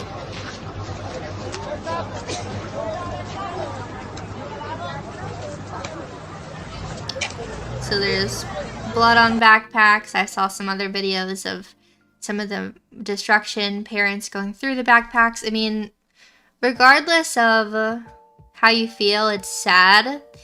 There's also so much misinformation coming from all directions that I still have not, as of before this stream, I was looking and looking because I know my chat's already saying, are we sure this is real? I was looking and I was looking and I was looking. Yes, this happened. As to whose fault it is, there's a lot of back and forth. Some people are claiming, obviously, the US and Israel did it. Some people are claiming that this was actually one of Iran's own failed, like, missiles or something. And it's going back and forth. I haven't been able to confirm. And the truth is, chat, I don't know. I don't know. I do believe this happened, though. I do believe it's been confirmed that this actually did happen. It's just a matter of, like, the amount of kids that died, I don't know. And also whose fault it is, I don't know. But one thing we can all, I hope, agree on is that this is tragic. This is sad. Nobody wants to see, I would pray nobody wants to see this happen to children. I will say, from the research I did do on this, apparently this elementary school was very, very close to a military base, an Iranian military base. Some reports said it was 200 feet away. Another report said it was 2,000 feet away. There's some that kind of are in the middle, but either way, it was very, very close. I also saw some people saying that apparently the military had been using their I don't know, their basketball, or I don't know if it was a basketball court, but like the outdoor courts and stuff. Possibly storing weapons in certain areas. I'm not sure, but yeah, I don't know who did what. I really don't know. I'm not going to sit here and tell you that I know, because I don't know, because there's so much misinformation. So hopefully eventually some like truth comes out about this and kind of the uncertainties are able to fade. But I think we can all also hopefully agree, I don't think it's good to have a school that close to a military base. Of course, there are multiple things people could say about this. They could say maybe the military base was there and then the school was built there because maybe people need to get to school close. I don't know. I think it's a terrible idea. And of course, there are many people that are going to say, and I think it's a fair thing to question, why would you put your military base so close to a school? Are you trying to have some kind of human shield? Right? I think that's going to be a common question that a lot of people have. Are you trying to have some type of human shield? I'm not saying this is the case. I'm just saying it's something that people have questioned. I think it's a fair question. There are other people, obviously, that do, like, this happens, right? Nations use hospitals and schools as human shields to try and prevent, you know, people from attacking their base because they know a school is nearby or a hospital is nearby. I think that's sick, because if that is the reason, if that is why it truly is so close, then I would say that, you know, they are partly responsible as well for this, right? Because, I mean, you're literally, you're basically just hoping that other countries won't attack that base because you're so close to a school.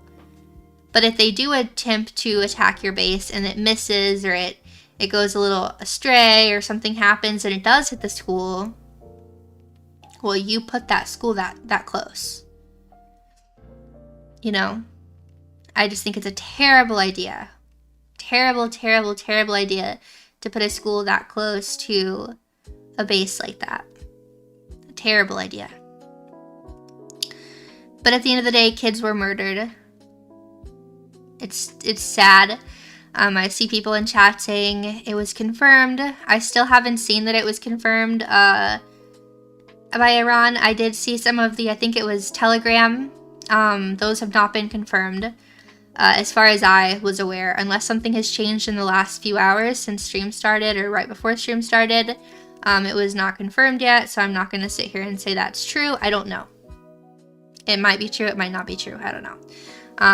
But that's the hard part about all this stuff, right? Is you see stuff like this online, and one person says one thing, someone else says another thing, and everyone is very, very, very sure that they're correct. But there's really no proof. You really don't know. And so much misinformation gets spread.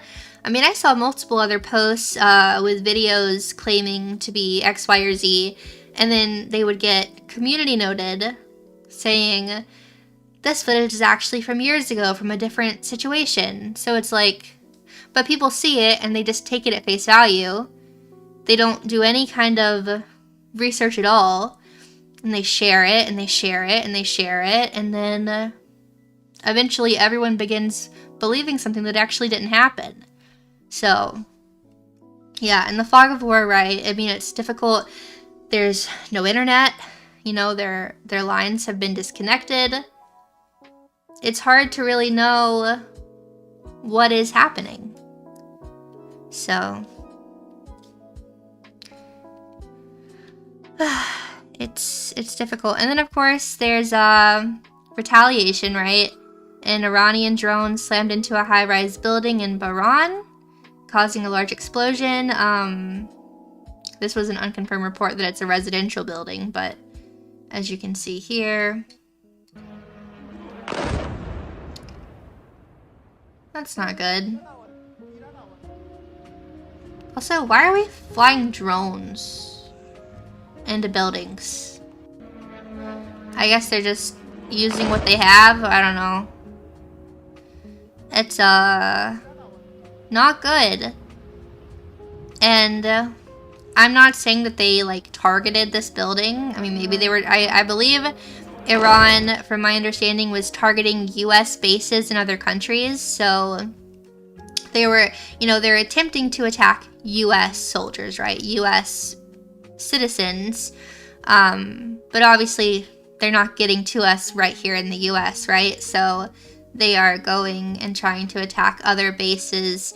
But, you know, by doing that in these other countries, you're also sending those, you know, drones, whatever it is, into the other countries. They're not sending them into the US. So there's many different places that were attacked. These were just some of them that I had seen. Obviously Iran. I saw stuff from the UAE, United Arab Emirates, Israel, Bahrain, Saudi Arabia, Qatar, Kuwait, Jordan. I think there were other places as well. So yeah, we should definitely be praying for all these places because, I mean, it's just awful. The drones carry bombs, strawb. Yeah, but still. I don't know. It's just, rough, you know. Then there's, you know, posts like this. F the Iranian monarchists and Pavlovists who advocated for this war. History will forever remember you as traitors. I guess I don't really understand why you'd call them a traitor, though. Because that implies that, like, you're a traitor to the Islamic regime. And this person is saying you can hate the regime and not want your country to get bombed. Okay, but why would you call them traitors? I just don't get that. There are apparently a lot of people that want this guy back in office. We'll talk about him for a second. I really don't know too much about him. I have a little website that we can kind of look at. And you can make your own judgment about him. I really don't know. But, yeah. It's like, I don't know. It's confusing. So this is the guy. Reza. Let's see. Oh, that's not working. Oh, if I scroll down, will it just... Yeah, here you go. You can see. Okay, so this is him. This is the guy. These are, I guess, what he wants to do for Iran. If he was to be the leader there. So it says for over 4 decades, Reza Pahlavi, I'm probably butchering that, I'm sorry, has been working towards achieving national glory, freedom, legal and political equality for Iran and Iranians, and a democratic and accountable government. So this is the timeline. He was born in 1960. He's a little old. He was born in Tehran on October 31st, 1960. He's the eldest son of Mohammad Reza Shah and Shah Bano Farah Pahlavi. Sorry. He was officially named Crown Prince in 1967 at the time of his father's coronation. So this is like a royal family type deal. This was him. He looks kind of cool, I'm not gonna lie. I mean, I'm not gonna sit here. I don't know him. Like, I don't know. He might be a bad guy. I don't know.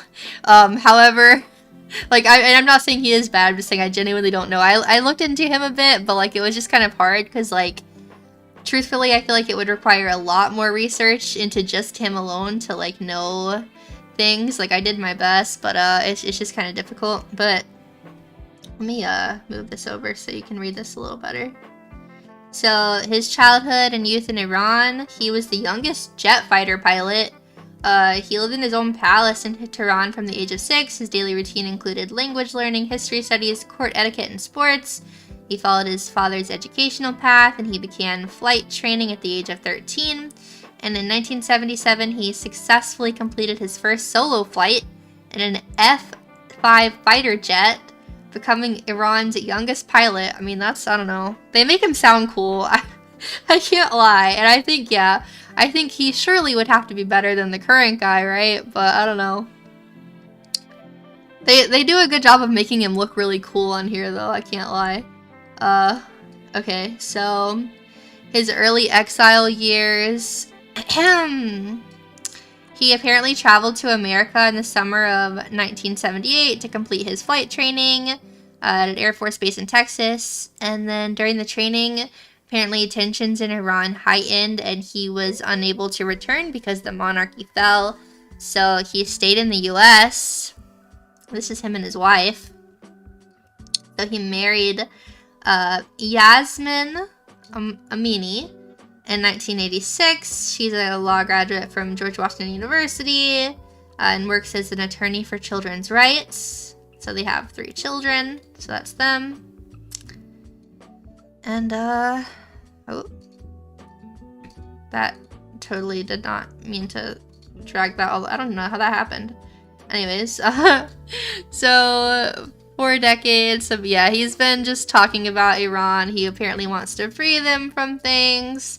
It sounds like he wants more democratic principles. I mean, it sounds good. Again, I'm not going to sit here and, like, endorse this guy. I don't really know this guy. But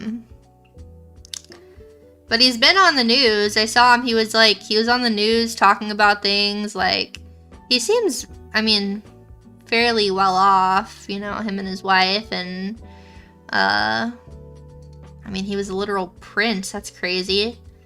I don't know. Royal families are just kind of, like, crazy to me. I don't know. It's very interesting. Strawb, you're an American. You can't simp for a monarchy. It's against the rules. Listen, I'm not, like, okay, I think it's really good to be able to, like, elect your leader, like, democratically, obviously. I really like that aspect of America. However, like, I don't know. I can't sit here and say, like, he didn't look cool. I don't know. He looks cool. I don't know what to tell you. I'm not saying a monarchy is good. I'm just saying he looks cool. Is that a crime? Is it a crime to say somebody looks cool? He was the youngest ever jet fighter pilot in Iran. That's crazy. But again, I'm not sitting here saying he should be the leader. I don't know enough to know about that. I'm just saying there are a lot of people, though, that I have seen that want him. He's apparently pretty popular. So, yeah, I mean, that's pretty much all that I had to discuss with you guys about this today. Yeah, I mean, oh wait, no, I'm lying to you. I'm lying to you. I had another video I wanted us to watch. There was something else, chat. It's Michael Knowles. I wanted to listen to him talk about this, and then I had a clip from him, or him talking about something else that I wanted to hear. And this is it, though. This is it.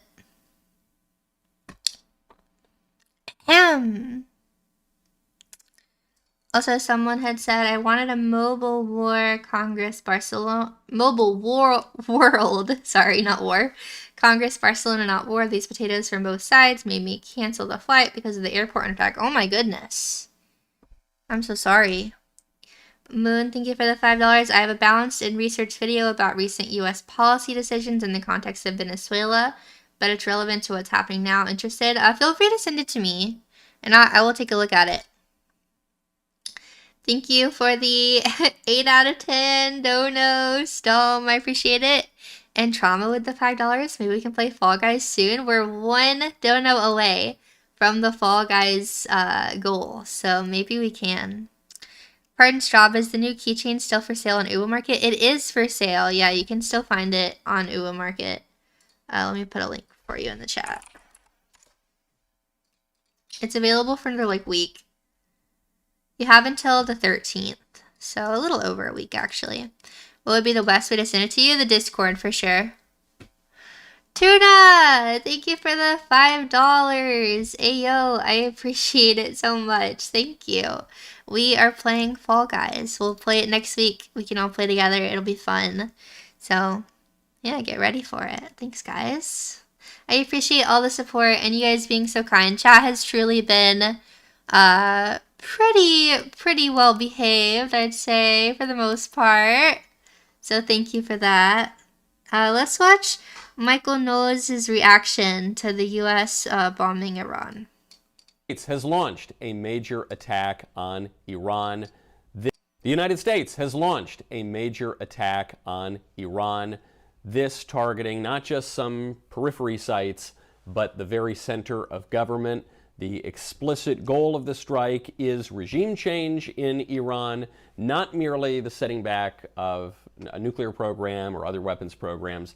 This is the real deal. No one is particularly surprised by this, especially after the strike on Venezuela, because in the lead up to Venezuela, you saw this huge gradual buildup of military assets in the region. You saw the extension from the White House of all sorts of diplomatic olive branches. Maduro refused the olive branches. Then the U.S. went in and took him out. So you saw the same thing building up here. A few weeks ago, people were waiting for the United States to launch a strike on Iran. But I remember I was on with Hugh Hewitt, and we agreed, no, probably we were seeing the same playbook play out, which is there was going to be this buildup of military assets, there were going to be more diplomatic olive branches, and then when that was not going to work, Trump was going to strike. Here is the political issue for the White House. Iran is not Venezuela. Iran is not Venezuela. Yeah, I think he makes a pretty good point here. I did go ahead and watch this earlier. I watched all the things that I showed you guys before I showed you just to make sure they were pretty good, but I think he makes a good point of saying, like, Iran is not Venezuela in terms of, like, Iran, while we might heavily disagree with how the regime handles things, they are a very established regime with a lot of power. Just listen to what he has to say. Iran is not Afghanistan. Iran is not Iraq, though there are way more parallels with Iraq. Iran is a real country with a real solid regime. And so, changing out that regime is going to be a little bit more difficult. Obviously, there are a lot of people who are elated by the strike on Iran. Notably, the Iranian Americans whose families fled from Iran after. And we saw that, right, in the clips we were watching earlier. Like, there were a lot of specifically Iranian Americans that their parents maybe had fled, and they are just excited and happy because they just hate the regime and they wanted it to die. So after the revolution in 1979, but also plenty of the Iranian people who have been waiting for some kind of regime change, and the only way that regime change was going to come about was very likely with regional strikes from Israel and ultimately with strikes from the global empire, which is the United States. So what does it all mean? We have intervened in Iran before. We've intervened in Iran a number of times. The clearest example would be 1953, when the CIA and MI6 out of the UK helped lead a coup that threw out Mossadegh, the socialist, and consolidated the power of the Shah of Iran. Now it looks like the Shah's son, the Crown Prince, Reza Pahlavi, is going to try to unify the Iranian people and bring some political stability to Iran if the regime is actually displaced. However, all of that... Yeah, that's like the biggest point though, right? If the regime is replaced. Yeah. That remains a little bit dubious, because let's not forget, after the CIA coup in 1953, the Islamic Revolution happened in 1979. So the pro-Western US-backed regime only lasted for about 26 years. The mullahs, the Ayatollah, the Islamic regime, has now lasted almost double that. Yeah, so that didn't last very long, right? So even if it does change for the better, will it stay that way? I don't know. So I'm a little skeptical of regime change in Iran. The reason that this strike was launched now was the opportunity. And this creates a little bit of a problem for the argument for war, because we were told, just weeks ago, that the United States had totally wiped out Iran's nuclear program, just obliterated it in the strikes on Fordo and the other nuclear sites. So if the argument for war right now is that Iran was on the brink of a nuclear weapon, it creates a little tension with the arguments we were making about Fordo just weeks ago. Right. Really, I think the reason that the U.S. struck now is we had the opportunity. Iran is weak economically. The regime is weak in terms of popular support. The regime in Iran just slaughtered tens of thousands of people and is extremely unpopular. So this was the opportunity to do it. President Trump laid that out. He said that if this was the opportunity, but the opportunity to do, like, why? Because once again, I still don't think it was like, oh, we just had the opportunity because we just want to be the good guys and we want to save them. I just have a really hard time believing that it was a purely selfless, I just want to save the Iranian people. And again, you know, I would love that to be the case. I just have a very hard time believing that it wasn't something a lot more selfish than that. So if the people in Iran are oppressed, then it's a good idea to help them, but why should America do it, and why now? Why didn't America do this sooner? I mean, these are all very valid questions, right? And thank you, Ben, for the $5. I appreciate it. Yeah, I mean, I get it. Like, why? If they're oppressed, you know, my heart tells me I'd like to help someone who's oppressed. But then you have to ask, well, is America, is it our place to be doing it? I don't know. And then if we do it, well, we did do it, so you can't really change that, right? It's like, well, why did they do it? Why now? Yeah, so, but like someone again pointed out earlier, it's already happened, so, you know, nothing is going to change what happened at this point. All we can think about is what happens moving forward. The Iranian people want their freedom. This is their last chance probably for generations. So, and that very well could be true as well. You know, multiple things can be true at the same time. It could be very well true that America did this for selfish reasons. It could also be true that this could have been one of the only opportunities for a long time. It very well could be that this is going to make things better in the long run for them, at least for a while. It could also very well be that this is not going to help, that it could actually make things worse. I mean, I don't know. Where does this leave President Trump? A lot of people care a lot more about the Trump administration in the United States than they do about anything happening in Iran. What's amazing is, with this strike, President Trump has put himself in a very similar position to George Bush in Iraq. It was the same justification for going to war. Same justification was weapons of mass destruction that pose an imminent threat to America. And it was backed up by the same ideological justification, which is that the people want freedom. So what's so amazing is President Trump launched his political presidential career in 2015, in many ways running against the Bushes and against the stupid wars and against all of that. Now, President Trump is putting himself in a similar position to Bush. However, I guess his argument is we're going to do it well. I mean, we'll see, right? We'll see if it's done well. I don't know. Blue Scarab, thank you so much for the dono, for the $30 dono. I really appreciate it. Here is my money for my advanced GG order in case they didn't give you and Rob the commission. Hopefully they did. They were supposed to. They did pay us out our final payments. I ordered it the morning they dropped, you guys. I tried to cancel, but they already started shipping and refused to cancel. Yeah, I appreciate it so much, though. Thank you for the support. Yeah, that's a whole different conversation, right? But I appreciate the support regardless. Thank you so much. And I hope you at the very least enjoy what you ordered. You know, as terrible as that situation was, and as much as I wish it would have happened differently, I'm never going to be the person that, you know, says a company has bad products when I don't believe they do. I think they had great products. I loved working with them. Again, do I recommend using them now? No, I can't in good faith do that because they kicked me out. But I can say that I believe they have quality products, and so I hope whatever you ordered that you love it. So thank you for the support. So initially it was Bush had the wrong idea.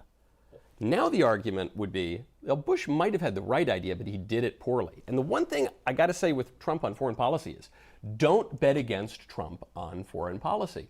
He has the best record on foreign policy of any president in my lifetime, including George H.W. Bush. But this is a much higher risk. Because by putting himself in the same position as George W. Bush, President Trump will either wind up with the legacy that George W. Bush had, which is to say, not a great one, in his own party or in the other party, or President Trump could correct the errors of a quarter century ago. President Trump could reinvigorate a muscular U.S. foreign policy that corrects the entire Bush era. All of which is to say, the stakes are very, very, very high. This is not just dropping the Moab. This is not just taking out a dictator in Latin America. The stakes are as high as can be for foreign policy. This is going to be a longer operation. There's going to be a lot more negative images already. There's the school that was struck in Iran, death toll reportedly around 53. The stakes are much, much higher. President Trump is taking a risk with his entire foreign policy and potentially his entire presidential legacy. More on that when I'm back in this studio on Monday. Yeah, he said that he's going to talk more about it today, so I don't know if he's did it yet. As of the beginning of the stream, he had not discussed anything new that I could see. You know, I don't know. I'm not like I said, I'm not a professional political pundit, and I don't know all about foreign policy. I'm not going to sit here and say he has great foreign policy, he doesn't have great foreign policy. I don't have any opinion on that, because I don't really know much about that, to be honest with you. I will say, as someone who is an American, and just a person with a heart, I want this to go well for the Iranian people. I want this to go well for the American people. I want this to go well for anyone who's a good person, right? Or, well, I don't know if we're all good people, but you know what I mean. I want the good to prevail, right? I want the good to prevail over the evil. And I hope that's what happens. I hope that this all goes swimmingly. You know, I hope that the hard parts are short and as painless as possible. You know, I would prefer that nothing bad ever happen. Unfortunately, that's not the world we live in. You know, it is what it is kind of thing. But I do hope that after it's all said and done, that at the very least, good could come out of the evil that's happening. Because, I mean, yeah, why would you not want good to come out of this? Like, I don't want, like, all of this already, like, stinks enough. Like, no one wants all this war and all this, like, all the deaths and all the bombings. And it's like, at the very least, I would like something positive to come out of this. I would hope that would happen. The last thing I wanted to look at, this was just funny to me. I kind of, like, I feel like we need to end on kind of like a high note, if you will. But, Michael had... I think I saw this clip a while ago. I don't think this is a brand new clip. I don't know when this clip is from, but Michael reacted to Whoopi Goldberg comparing and basically saying that being black in America is like living in Iran. Let's take a look. Speaking of attacking one's own country, here is an embodiment. Lest you think that I'm being hyperbolic here. Here's Whoopi Goldberg on The View saying that living in America is just like living in Iran. Let's just remember, too, the Iranians literally throw gay people off of buildings. They don't... She's like the voice of reason on The View. Like, I don't watch The View, but any clips I ever see, I don't even know how did this woman get on The View, because it feels like everyone else there does not like her. And she's like the only voice of reason at times, it seems. Adhere to basic human rights. Listen, here's the thing. Let's not do that, because if we start with that, we have been known in this country to tie gay folks to the car. I'm sorry, but where the Iranian regime is today in 2025 is nothing compared to the United States. Keep hanging black people. So it is not even this. And again, that's bad. But we're talking about what's happening in, well, I guess this was 2025. Now it's 2026. In modern day 2026 USA to 2026 Iran. And I'm sorry, if you cannot see the glaring differences between 2026 USA and 2026 Iran, you need to get some glasses. You need to get a new prescription. You might need to get a new brain. Because I just cannot comprehend how this could even... Like, again, like I said in the beginning of stream, I don't understand how you can even, like, have this thought. It has to be some kind of delusion, and I don't say this to be mean, I really don't. But I just can't comprehend how you can come to these conclusions. I really can't. The same. I couldn't step Oh, foot no. wearing this Oh, wait. outfit in That's Iran not what right you now. mean to say. It is the same. No, it's not. The year 2025 in the United States is nothing like if I step foot wearing this outfit in Tehran right now. That's just common sense. Like, she's just saying common sense. It is not the same. It is not the same. She could not step into Tehran and have her hair down and no hijab and wear this outfit. It's not the same. It's not. It's like, do you want to be that oppressed? Do you want to be that oppressed? I mean, like, Whoopi, you are a very successful, thriving Black woman in America. You are very wealthy. You have a TV show where you can come on here and you can talk every single day to working class Americans, and they listen to you and they pay your bills, and you are very privileged. You are very, very, very privileged. This is just mind-blowing. Killed for I'm sorry. What, they wear like a listen, No, I can't have my hair showing. I can't wear a skirt. I can't have my Understood. arms out. I'm telling you, as I literally... I don't feel like it's understood, actually. I feel like it's not understood, because I just cannot, like, chat, I really can't. I feel like there are no words to properly explain how I feel about this, because it is just actually so insane to me. And what she is about to say is just, well, it's all just mind-blowing, really. Said it was up to the Iranian people. Yes. It is up to them. And that's why I am saying that it is the same. Murdering someone for their difference is not good, whoever does it. Well, yeah, I think we can all agree with that. However, that doesn't make it all the same, because it's not happening in the same ways or at all the same rates. Like, what are we talking about here, Whoopi? It's not good. So that's why I said you weren't saying what I heard was not what you meant. I think it's very different to you live know. in the United States in 2025 than it is to live in Iran. Not if you're black. Not for everybody. Not if you're black. I can assure you, Whoopi, again, as I said, you are a very wealthy, successful Black woman on TV, openly speaking your mind, openly criticizing your government, being able to dress how you want, wear your hair down, no hijab. I promise you, you are way, way, way more privileged than the average woman living in Tehran, the average woman living in Iran. I mean, what are we doing? Like, is this the oppression Olympics, Whoopi? Or do you have to win? Like, I don't understand. I genuinely don't get it. Like, I don't understand how you can be so off base, so out of touch. Like, Whoopi is genuinely so out of touch. You are so wealthy. You sit here and you just give your opinions, you just talk about stuff, and you make all this money, and you have all this money, and you're like so free. You're so free, and I just don't.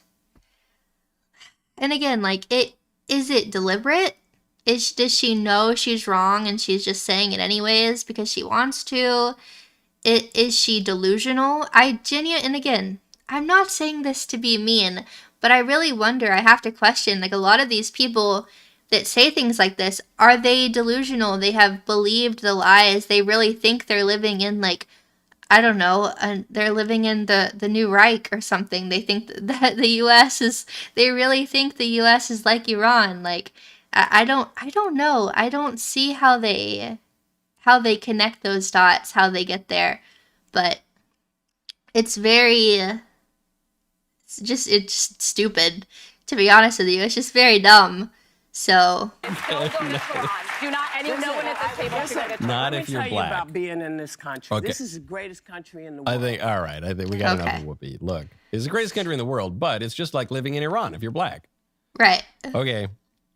So it's funny to think that Alyssa Farah, who's a big lib, but she's the fake conservative on The View, she's the one there. She's the voice of reason. She goes, yeah, I just don't think that living in America today is quite like living in Iran, where you don't have any political rights and, women can be beaten if they show any skin. she's like a more normal liberal that just has, like, common sense opinions about these things, I guess. I don't know. And they're under this kind of deranged leadership of this caliph terrorist. Mm-hmm. And it says, no, yeah. But if you're black, America's just like that. And she can just say this, and there's no consequence to that. So anyway, I think it's all great. My real takeaway from this is not to inveigh against Whoopi and say how terrible this is. I think this is great. I want this to be played in campaign ads. You know what else I want to be played in campaign ads? Okay, that's good enough. But I just thought that was, like I said, I wanted us to end on a more silly note. This stream was definitely a lot, right?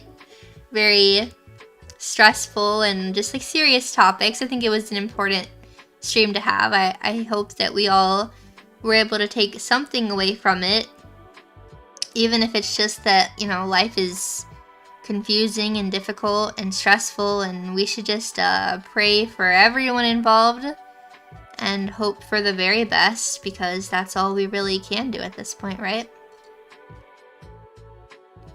Yes, and Christ is King. That's what we can take away from all of this. But yeah, that clip was interesting. I just don't understand that. I don't think I ever will. I mean, I don't think I necessarily should be able to understand something if it really just doesn't make any sense. You know what I mean? But I hope that today's stream, I hope that you were able to take something good away from it. I hope that you were able to, at the very least, understand where I'm coming from in terms of how I feel and what I believe, even if you don't entirely agree with me. And just, yeah, be able to see, like, that this is tragic, this whole situation is tragic, and that war is tragic, right? Even if a regime is brutal and evil, and that unfortunately it's always the innocent people that will suffer at the hands of evil people in power. That is just, unfortunately, the way it is. I think that as people on the internet, whenever we're talking about these things, we should do our best to be as careful as we can and make sure that we, you know, fact check things as best as we can and not spread misinformation when we can. I know sometimes it feels almost like it's inevitable to spread misinformation because misinformation is like truly everywhere. I think it's also just really important to remember that not everything is black and white. You're allowed to have your own feelings about things. You're allowed to have your own opinions on things. You're allowed to be conflicted and stressed out and confused and sad. All of these feelings are valid. You know, you don't have to have a solid, hardcore opinion one way or the other. You can be confused. You can be conflicted. These things are complex, right? This is not black and white. There's a lot more to it than just, you know, black and white. But I feel like this stream was informative. I feel like it was pretty productive. I appreciate you guys for being very kind and sweet. I mean, you know, I know we had a few Scuffles in chat, if you will, but overall chat was pretty well behaved, and I appreciate you guys for that, because, you know, this was a very difficult topic, and I want to always, like, approach things in the most loving and respectful but honest ways that I can. And it's hard sometimes, especially when topics are difficult. But, you know, it's easy to go online in the comfort of our homes when we're not the ones being affected and chant random things on the internet, you know? But it's a lot harder to live in a government like that doesn't allow you any of those freedoms. So we should all be very grateful. Those of us who do live in places where we are more free, we should be very grateful for that. And we should just honestly be praying for all these people, because war is scary. This is all terrifying, and you know, that's really all I have to say about it. So I appreciate yeah, I appreciate the stream today. I appreciate you guys coming out and hanging out with me. Yeah, people brought up Israel when the topic was Iran. I mean, Israel obviously plays a part in it, right? And I'm not going to sit here and, well, I'm going to be honest with you. Israel is obviously a very touchy subject.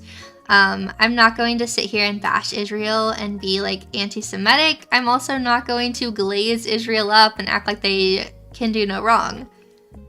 I think that they are people like everyone else, and they make mistakes, and they also, you know, it's a very complicated situation. I mean, that could be a whole conversation in and of itself, right? But, you know, I don't know. That stuff is so stressful. The government of Israel is exactly that. It is run by people. Well, exactly. It's run by people, and people are fallen and can be really crappy and evil and have bad intentions and do bad things. So, like, no, I don't believe that Israel is this, like, perfect place that can do no wrong, and they're just so perfect and amazing, you know? At the same time, like, I don't hate Israel, like, all the people living in Israel. I don't hate, like, you know, I'm not gonna sit here and be like, Israelis are bad people and all this stuff. Like, I don't know, it's just, like, I see, like, the Jewish hate all the time, and I know some of it, like, people think they're, like, joking, or, I don't know, I just don't like any of that, because, I don't know, I'm not an edgy person. I never have been. I really haven't. I know I can sometimes surround myself with people that are a lot more edgy than me. Not necessarily always on purpose. You know, it's just people have different types of humor, I guess. I've never been one for, like, very edgy humor. It's never been my thing. I don't like it. I don't consider myself edgy. Now, people who don't like me would probably tell you I'm super edgy and awful and all these things, and I guess they're entitled to that opinion, but yeah, I don't like it. I married a pretty edgy guy. If you think Rev is edgy, like, genuinely, you must not watch a lot of other content, you know what I mean? Like, a lot of edgy content, because, I mean, is he edgier than me? Yeah, I'd say so, but, like, he is not edgy. Like, which, I mean, I know you're probably joking, but, I don't want to be edgy.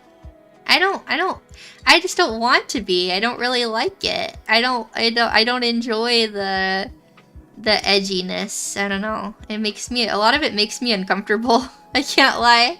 I mean, I'm not gonna sit here and tell someone they can't, you know, do certain things. Like, I'm a big proponent of free speech, and, but hey, I also have the right to, like, not like certain things, or have certain things make me uncomfortable. Like, I don't have to necessarily involve myself in it or do it myself. So, yeah, I just try to do my thing and speak my mind, and some people will think I'm edgy just because I give my opinions on things. But, you know, I don't think that necessarily makes me edgy, right? But Leaflet is edgy by comparison. I mean, yeah, I would say Leaflet is a lot more edgy than I am. Yes, I would say so. I would agree with that. And I think Leaflet is a sweet person, but you know, we're just different people, right? We're different people, and that's okay. Yeah. Strawb is to love and peace. I try. I mean, I'm not perfect. Like I said, though, it's just never been in my nature to like edgy stuff. I mean, some people, like, I've seen some people be like, oh, Strawb is basically just still liberal. They're like, she's like basically just still liberal, you know, like she still has some liberal in her. It's like, no, I just don't like being edgy. Like, I never have. Like, I've never enjoyed, like, I don't know, all these things. And I do think some edgy stuff can actually be somewhat sinful. Hot take. But like, you know, I don't like all of it. I don't like the whole rage baiting thing, especially like in VTubing, especially like on the right. I think rage baiting is very popular, and I can't lie, it could be very, very tempting to like lean into that sometimes when people make you angry, but I don't think it's the right thing to do. I don't like it. I don't like that so many like people, more conservative VTubers and even some like Christian VTubers do it. I don't like that. I do think like you can obviously be like a Christian VTuber, Christian general, and like talk about political things. Like I think you should. I think we have an obligation to, honestly, in a lot of, or maybe not an obligation, like, because I don't think you should be required to talk about it. However, I do think that we should try to at least like know certain things, even if we don't talk about it publicly, because I don't think anyone should be like required to talk about things, you know? But I do think certain things are important from a Christian perspective that are political, but also like, you know, it's important to Christians because it's important to our beliefs, you know what I mean? Like when it comes to like the pro-life movement and things like that, I think that's very important. Obviously like war and stuff can also be important because, you know, many people will look at this in different ways, and I think it's important to try and take a biblical approach, which can also be difficult, right?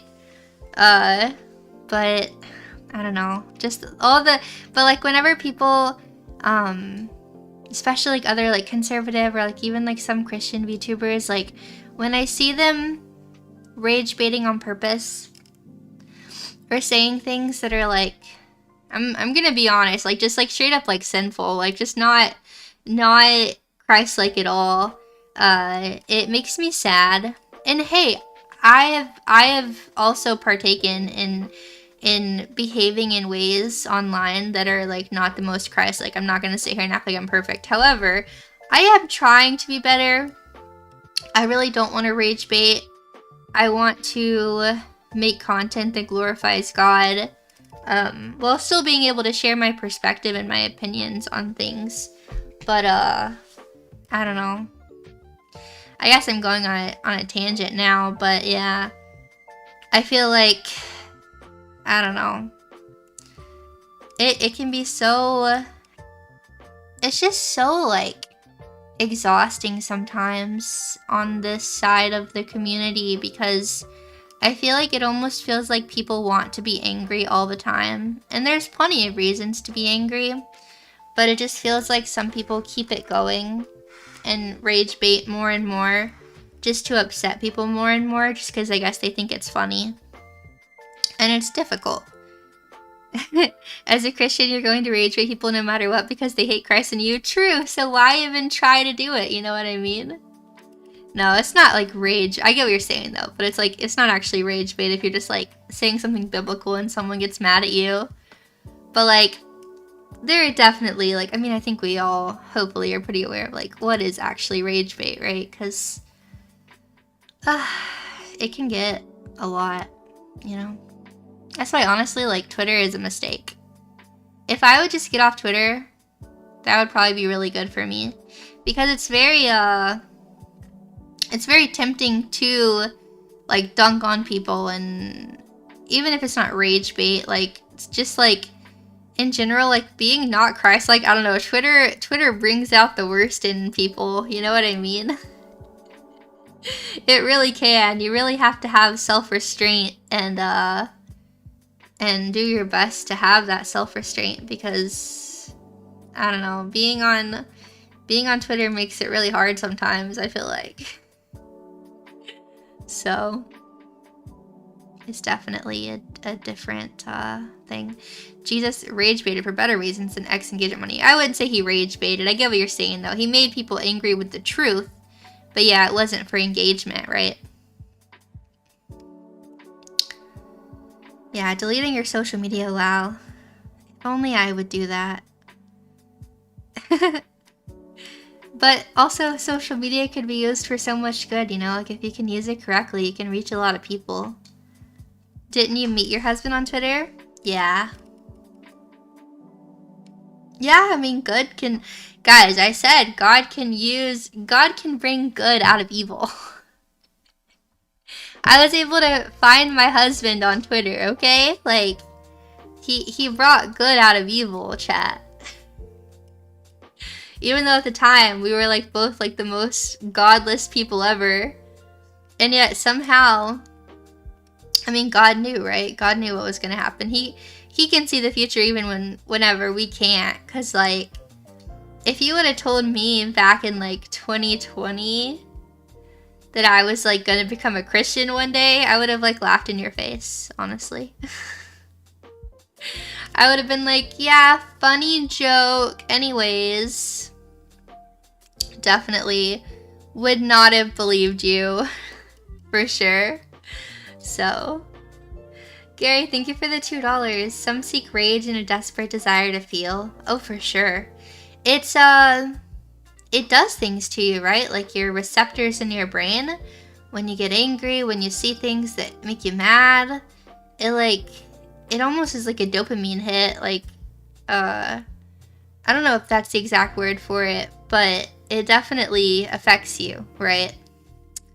So, it gets your emotions flowing and all these things. And, you know, people want drama, people want to fight, they want to be involved in it because it just makes them, I guess, feel good.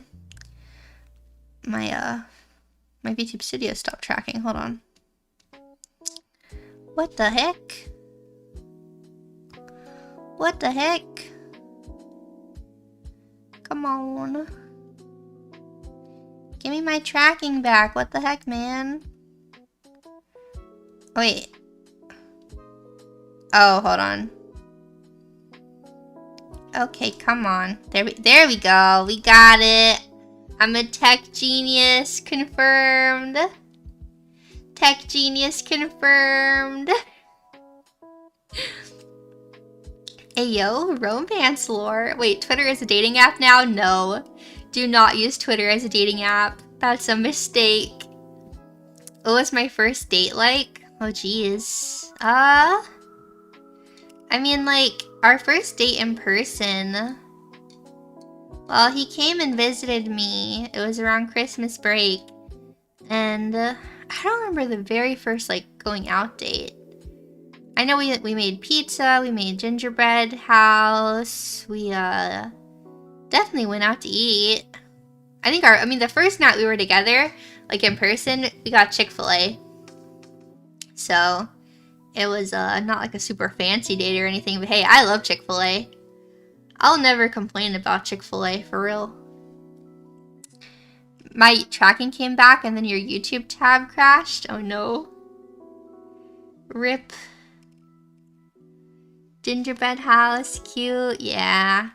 Chick-fil-A too expensive? It's definitely expensive. But, I can't lie, it's worth it to me. I very much enjoy it. I love Chick-fil-A. The blessing of God's chicken, yes. It's Jesus Christ chicken, obviously. Popeyes is tops. Popeyes is good, but it's, I don't know, it's too greasy. I feel like it makes me feel kind of crappy after. But, Chick-fil-A, I never feel bad after I eat it. You have no Chick-fil-A in your area? Like the milkshake at Chick-fil-A? Yeah, they have a decent milkshake. I haven't had one in a while. That sounds good. But, yeah, I think that's all I have for you guys today. I'm gonna go and do a little bit of chores because it's almost 5 o'clock and I got some stuff to do before dinner. We're having salmon tonight because I'm just on a salmon kick. It just sounds good to me. So Rev went and picked up some salmon cuts from the store and I'm gonna make some salmon tonight and that sounds really good. But Rev's gonna be barking. For real. Yeah, the salmon is so easy. You just put it in the oven. I like mine in the oven. I add a little bit of olive oil. I add a little bit of seasonings. And then I like the chive and onion cream cheese in it. I just like slice the middle of the salmon and like put like a big spoonful of the chive and onion cream cheese. And put it in the oven. And it's so good. 10 out of 10.